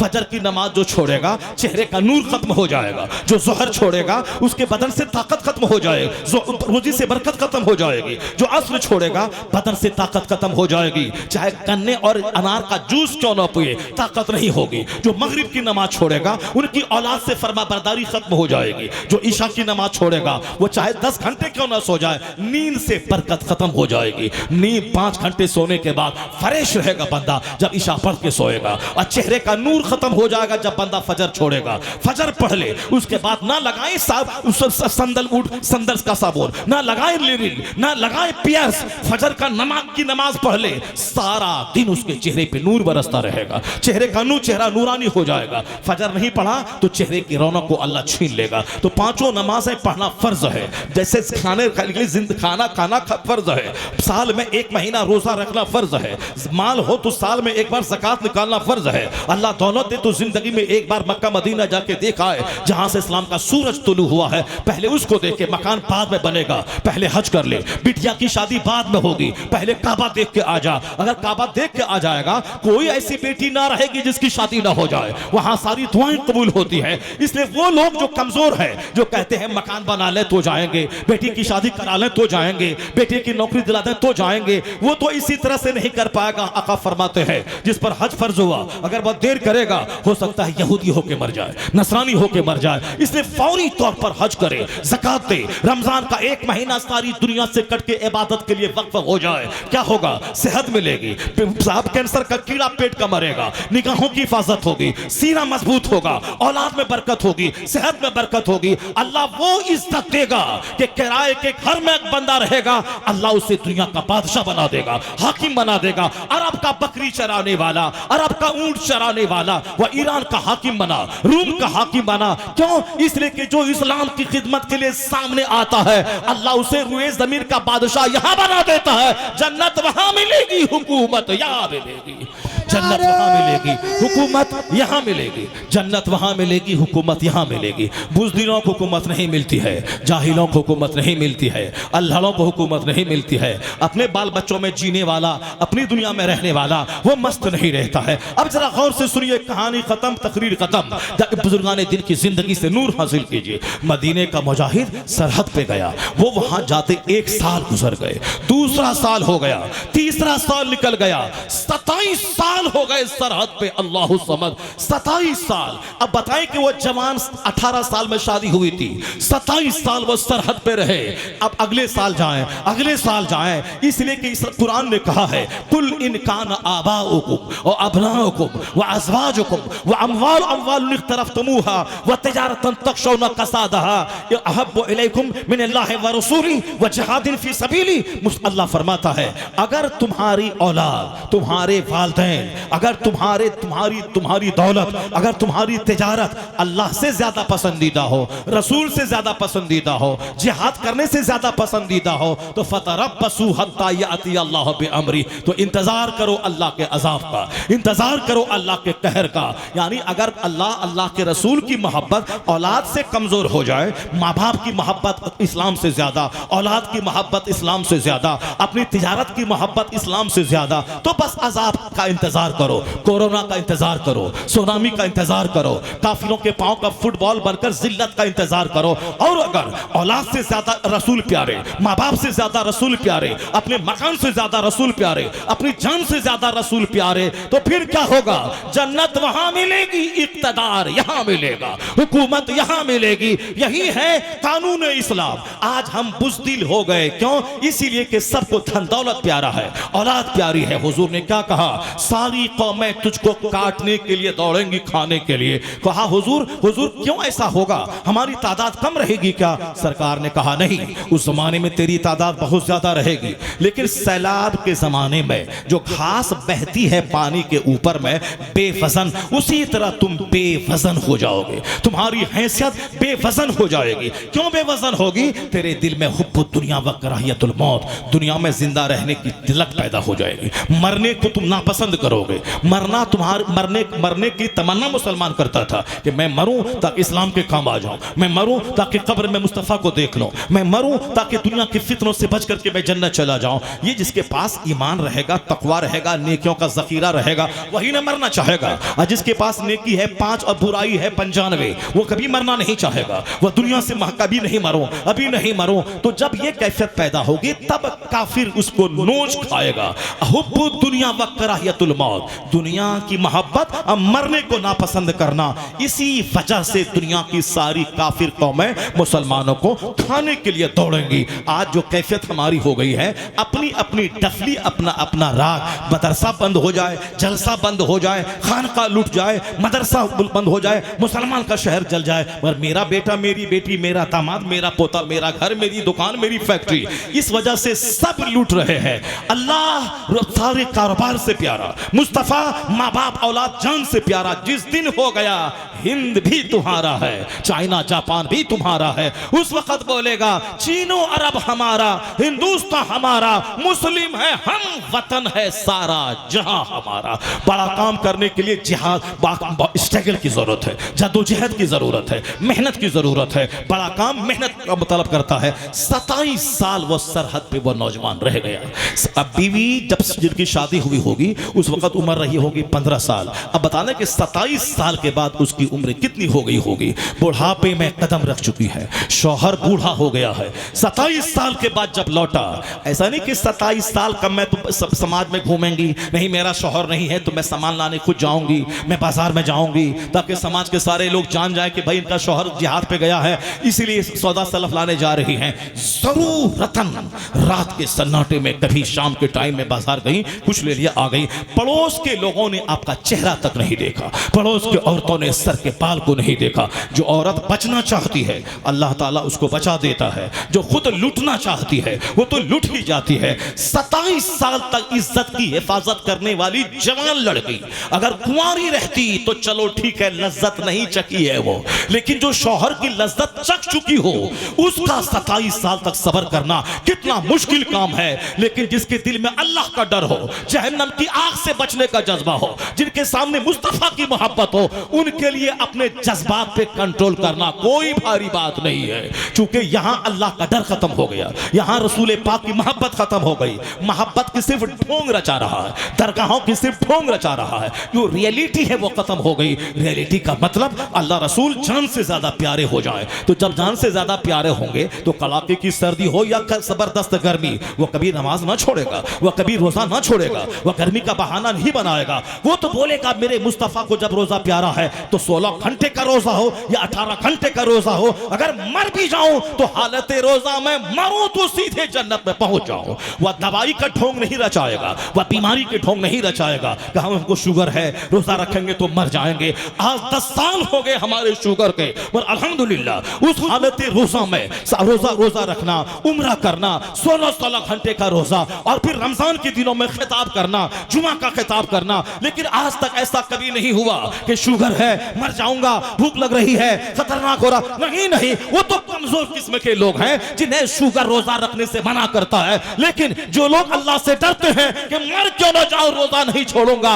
उसका रोजा रखना आसान हो जाता है, शुगर दब जाता है, रोजा गालिब आ जाता है। वो कमजोर किस्म के लोग हैं जो बहाना बनाते हैं। मैंने बचपन में देखा अपने गांव समाज में बूढ़ा सब आदमी दवाई कमर में लुंगी में लिए फिर रहा रहा है। क्या करें, डॉक्टर ने दवाई लिख दी है। ये बेईमान किस्म के लोग हैं जिसको जो नहीं जानता कि मरने के बाद का एक दिन 50,000 साल का होगा, 50,000 साल जहन्नम में जलना पड़ेगा। ये तो सिर्फ दुनिया को दिखाने के लिए टोपी पहन लेता है, दुनिया को दिखाने के लिए बाइक पे चल के ईद की नमाज पढ़ने चला जाता है। जिसका दिल अल्लाह की मोहब्बत से सरशार हो वो दुनिया को नहीं दिखाता, वो तो रब करीम को दिखाता है। मदीने का मुजाहिद 27 साल सरहद पे रहा, 27 साल यहाँ बीवी उनकी इज्जत की हिफाजत करती रही। यहाँ आज हमारी बेटियां जो गरम ग़िज़ा, गरम मोबाइल 27 घंटे वेट नहीं करती हैं, 27 दिन इंतजार नहीं करती हैं। अखबारात में खबरें आ रही, आजमगढ़ जहाँ के लोग बाहर रहते हैं सऊदी अरब में, वहाँ की औरतें, शौहर तो हर साल 2 साल के बाद आते हैं, लेकिन जो सड़े हुए घराने की लड़कियां हैं जिनकी आदत बचपन स्कूल कॉलेज से बिगड़ी हुई है,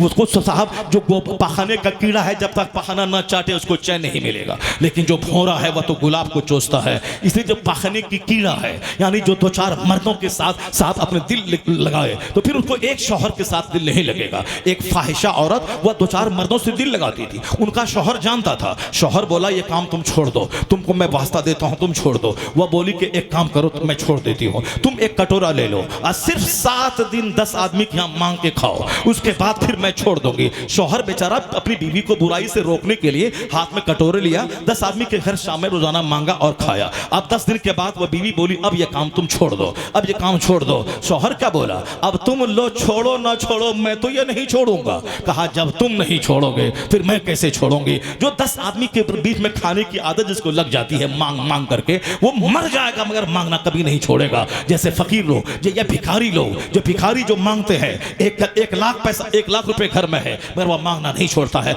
ऐसे पेशावर फकीर को देना हराम है। जिसके बारे में हो कि पैसा जमा करके जमीन खरीद रहा है, मकान बना रहा है, इसलिए किसी की बिटिया की शादी हो तो ज़कात नहीं दे सकते हो, नफल खैरात करो मगर ज़कात मत दो। अब फिर देने की क्या जरूरत है। शादी को आसान बनाओ, शादी को मस्जिद में करो। शादी में अल्लाह ने मर्दों पे वलीमा सुन्नत करार दिया है, औरतों के बाप पे नहीं। इसलिए सिंपल शादी करो, अब मस्जिद में शादी करो, पुराने कपड़े में करो। तो ये जो भीख मांगने की रिवायत है कि पैसा दीजिए बाराती को खिलाएंगे, पैसा दीजिए फर्नीचर देंगे, ये भीख मत मंगवाओ। मुस्तफा की सुन्नत पे अमल कर, शादी को आसान कर, मस्जिद में शादी कर, अपनी कमाई पे भरोसा कर। लड़की के बाप से 1 रुपया ना ले, फिर क्या होगा, ज़िनाकारी भी रुकेगी, शादी आसान होती चली जाएगी। यहाँ तो साहब लड़की के बाप हमारे बाराती को खिलाए भी और सारा सामान भी वही दे, हाथ की घड़ी, 3-piece सूट और मोटर कार सब वही दे। नतीजे में समाज कंगाल हो गया।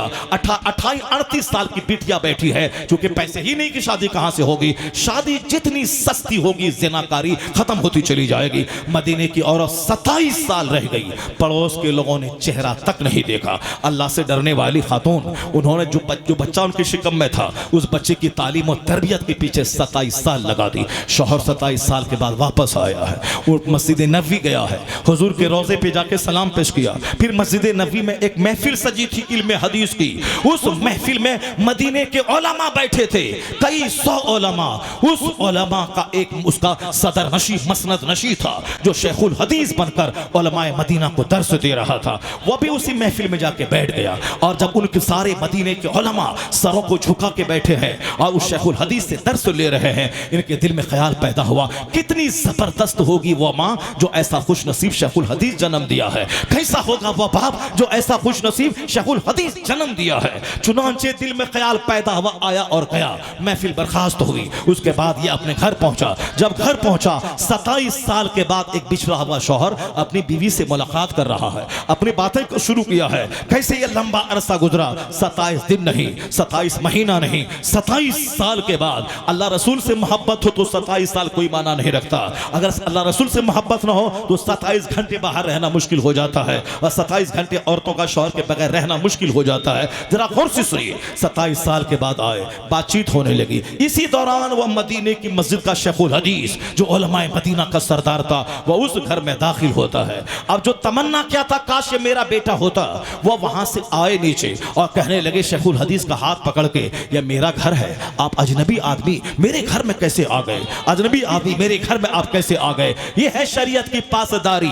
ऐसा नहीं कि मौलाना साहब है तो अपनी बीवी को सामने भेज दिया, जाओ दस्तरखान बिछाओ, जाओ मौलाना को खाना खिलाओ, मौलाना के सामने जाके बैठ जाओ। नहीं नहीं, चाहे पीर मेरा क्यों ना हो, चाहे मेरा पीर मुजाहिद मिल्लत क्यों ना हो, मेरा पीर ताजुश शरिया क्यों ना हो, शरीयत का कानून है अपनी जवान बीवी बेटी को मुर्शिद के सामने नहीं भेजना है। आला हजरत हमेशा पर्दे में मुरीद करते थे, ताजुश शरिया हमेशा पर्दे में मुरीद करते थे। एक बार हमारे इलाके पूर्णिया में गए, औरतों की आवाज, चूड़ी की आवाज आई, ताजुश शरिया कहने लगे ला हौल वला कुव्वत इल्ला बिल्लाह, ला हौल वला कुव्वत इल्ला बिल्लाह। यानी ये औरतें कहां से आ गई? बेपर्दा मुरीद ना करते थे। वह लोग क्या जाने आला हजरत किसका नाम है, मुजाहिद मिल्लत किसका नाम है, जो औरतों के हाथ पे हाथ रख करके साहब मुरीद करें, उनका हाथ पकड़ के मुरीद करें। ये लोग रजा के खिलाफ चला है। रजा का जो डंका आज सारे आलम में बज रहा है, मुजाहिद मिल्लत का जो डंका बज रहा है, या ऐसे ही नहीं बज रहा है, शरीयत की खिदमत का इनाम है कि बाकी रजा की कोहे हिमाला रजा का है, जिस हम तो देखिए वो इलाका रजा का है। मुजाहिद मिल्लत का जो डंका बज रहा है वह दिन की खिदमत की वजह से बज रहा है। कभी भी किसी बेपर्दा औरत के हाथ में हाथ डाल के मुरीद नहीं किया। वो क्या जाने जो औरतों से रेप करता हो पीर बनता हो, जो औरतों से पांव हाथ दबवाता हो पीर बनता हो, जो जिना के केस करता हो और पीर बनता चाहता हो। दुनिया वाला कुछ टोके न टोके, अल्लाह तो देख रहा है। मुझ अल्लाह रब्बुल इज्जत का कहरो गजब तुझको जलील और रुस्वा करके रख देगा। इसलिए अब गुनाह करने के बाद बंदा कुछ एक नर्म हो जाए तो अपा इस्तिगफार करे, अल्लाह के हुजूर आंसू बहाए और नेक लोगों पे कीचड़ उछालना छोड़ दे। मैं कहना चाहता हूँ बस ये है कानून शरीयत कि जिसके बनने की तमन्ना किया था वह उसके घर में घुसे। उनको तो खुश होना चाहिए था, वेलकम करना चाहिए था। मदीने के शेखुल हदीस मेरे घर में आ गए, कहा नहीं, कहा हुजूर आप मेरे घर में कैसे आ गए, बगैर पूछे कैसे आ गए। अब वह शेखुल हदीस मदीना कहते हैं कि ये बताइए ये तो मेरा घर है, आप कैसे आ गए, आप कैसे आ गए, ये तो मेरा घर है, आप कैसे आ गए। उन दोनों में तकरार होने लगी। बूढ़ी माँ अंदर से कह रही है अपने बेटे से, ए मदीना के शेखुल हदीस, ये तुम्हारा वो बाप है जो 27 साल के बाद लौटा है। और अपने शौहर से कहने लगी, ए मेरे शौहरे नामदार, ये तुम्हारा बेटा है जो मेरे शिकम में छोड़ के तुम सरहद पे गए थे, और जो तुमने हजारों सोने का सिक्का दिया था वो सारा सिक्का तुम मुझसे पूछ रहे थे कि कहां तुमने खर्च किया, वो सारे सिक्के को तेरे बेटे की तालीम और तरबियत के पीछे मैंने खर्च कर दिया। वह दोनों बाप बेटा आपस में मिलके जो खुशी के आंसू बहाने लगे। आवाज आ रही होगी जब मां 27 साल तक अपने जज्बात को कंट्रोल में रखे, अपने आप को पर्दे में रखे, इबादत में दिल लगाए, और बाप 27 साल तक सरहद पे इस्लाम बचाए। उसी का बच्चा इस्लामी तारीख का 10 बड़े मुहद्दिसीन का बड़ा मुहद्दिस हजरत रबीअतुर राय की सूरत में जन्म लेता है। जब मां लाजवाब, बाप लाजवाब, तो अल्लाह ने औलाद लाजवाब अता फरमा दिया। ऐसा नहीं होता है, ऐसा नहीं होता है, ऐसा नहीं होता है, ऐसा नहीं होता है कि हम जिए आवारों की तरह, हम रहें बेनमाजी, हम रहें बेरोजेदार। हमारी माँ बहन बेटियां वो सिर्फ कपड़ा पहनना है, सड़क पे घूमना है, मेला आना है, दूसरों को दिखाना है। ये अभी रात में जहाँ मुरादाबाद में मैं था, साहब हर तरफ औरतों की मंडी, खूबसूरत साहब सूट की दुकान, औरतों के कपड़े की दुकान, औरतों का टेलर मास्टर, भुवनेश्वर में, कटक में। यानी ये औरतें जो पर्दे में रहने वाली थी आज इसके नाम पे टेलर की दुकान चमक रही है। सारा मार्केट मर्द पंजाबी खोजते हैं, कुर्ता कहीं नहीं मिल रहा है। हर तरफ सूट की दुकानें हैं, हर तरफ सूट की दुकानें हैं। ये तुमने बढ़ाया है। औरतों को कंट्रोल में रखना होगा। बच्चा बोले मैं आग में हाथ डालूंगा तो अब ये प्यार नहीं है, यह दुश्मनी है कि बच्चा आग की तरफ हाथ बढ़ा रहा है। अब बाप उसका प्यार के मारे देख नहीं मेरा बेटा है हाथ बढ़ा रहा है तो क्या हो गया, उसका जल के हाथ जल के राख हो जाएगा। औरत कमजोर होती है, बच्चा कमजोर होता है, बूढ़ा कमजोर होता है। इसलिए बूढ़े की सब सारी जिद नहीं मानी है। बूढ़ा बोलेगा नदी में कूदेंगे, बच्चा कूदने नहीं देगा। बच्चा बोलेगा आग में कूदेंगे, बाप कूदने नहीं देगा। ठीक उसी तरह औरतें कमजोर होती हैं। औरतों के चेहरे पे दाढ़ी नहीं है, औरतों का दिल कमजोर, औरतों का चमड़ा कमजोर। अब जो बोलेगा ना वो बीवी है उसको आजादी देनी चाहिए, वो जुल्म है औरतों के साथ। औरतों को पर्दे में डाल। अल्लाह कहता है वो तुम घर में ठहरी रहो। अल्लाह कहता है कि तुम चादर, अपनी मोटी चादर अपने चेहरे पे, अपने बदन पे डाली रहो। जब अल्लाह कह रहा, पैदा करने वाला कहता है, और तुम जो उनकी जिद पे घुटने टेक देगा, वह बोलेगी मैं फटा हुआ जींस पहनूंगी, मैं चुस्त टी शर्ट पहनूंगी, मैं अपने बगैर दुपट्टा के चलूंगी। हर बाप अपनी बेटी पे घर को कैदखाना बना दे, उसको पाबंदी कर दे, उसके हाथ में कलम ना दे, उसके हाथ में मल्टीमीडिया मोबाइल ना दे। नहीं देखा तुमने अभी 10 दिन पहले नमाज पढ़ने वाली, रोजा रखने वाली बेटी सिर्फ मल्टीमीडिया मोबाइल हाथ में लेकर उसमें चलाने वाली इंस्टाग्राम फेसबुक पे गंदे मनासिर देखने वाली, रोजा नमाज पढ़ने वाली गैर मुस्लिम के साथ भाग के काफिरा बन गई। उसका जिम्मेदार है वह बाप जो बेजा लाड प्यार में अपने बच्चों को बिगाड़ दिया। मेरी बेटी 4 बेटी आलिमा है, मैंने चारों में से किसी को मोबाइल नहीं दिया है। तो बेटी की शादी होने के बाद शौहर ने उसको मोबाइल दिया है। हमारे पास भी तो पैसे हैं, हमारे पास भी तो जज्बात हैं, हमारे पास अल्लाह ने 4 मंजिला मकान दिया, एक कमरे में कोई टेलीविजन नहीं है। हम भी तो इंसान हैं, हम भी किसी समाज में जीते हैं। 1 लाख सड़ा हुआ बेटा जो अंग्रेजी में एमए ना किया हो, मैंने अंग्रेजी में एमए किया है, मैंने अंग्रेजी में ऑनर्स किया है, मैंने 400 बच्चों में मैट्रिक में टॉप किया है, मैंने इंटरमीडिएट में 10 कॉलेज में सबसे टॉप रिजल्ट मैंने लाया है। तो स्कूल कॉलेज का माहौल मैंने देखा है। मैं कभी मेरी दाढ़ी शरीयत के हद से कम नहीं हुई, कभी मैंने इस्लामी लिबास को नहीं त्याग दिया। मैंने कॉलेज की डिग्रियां भी मैंने हासिल की है इस्लामी लिबास और इस्लामी शरीयत की दाढ़ी की रोशनी में। इसलिए ए मेरी कौम, ज्यादा जज्बात को बेकाबू मत होने दे। बुजुर्गाने दिन की जिंदगी का मुताला कर। जो मोहब्बत करेगा फिल्म एक्टर से, उसके साथ वो जहन्नम में जले। जो मोहब्बत करेगा नेता से, उसके साथ वो जहन्नम में जले। जो मोहब्बत करेगा बुजुर्गों से, जहां गौसे पाक जाएंगे वहां तू जाएगा, जहां गरीब नवाज जाएंगे वहां तू जाएगा, जहां आला हजरत जाएंगे वहां तू जाएगा। इसलिए उर्स होता है, बुजुर्गों से मोहब्बत कर, वो मोहब्बत तुझे जन्नत ले जाएगी, दुनिया में सुख अता करेगी। अल्लाह तबारक व तआला हमको और आपको सबों को बुजुर्गों का चर्चा सुनने, उस जिक्र से अपने सीनों को रोशन करने की तौफीक अता फरमाए। आमीन व आखिरु दाअवाना आपको सलामत रखे। वाह लाजवाब। कुछ तो बातें अभी हुई नहीं है ना, फिर कभी मौका मिला तो फिर दोबारा जरूर बुलाइएगा। अभी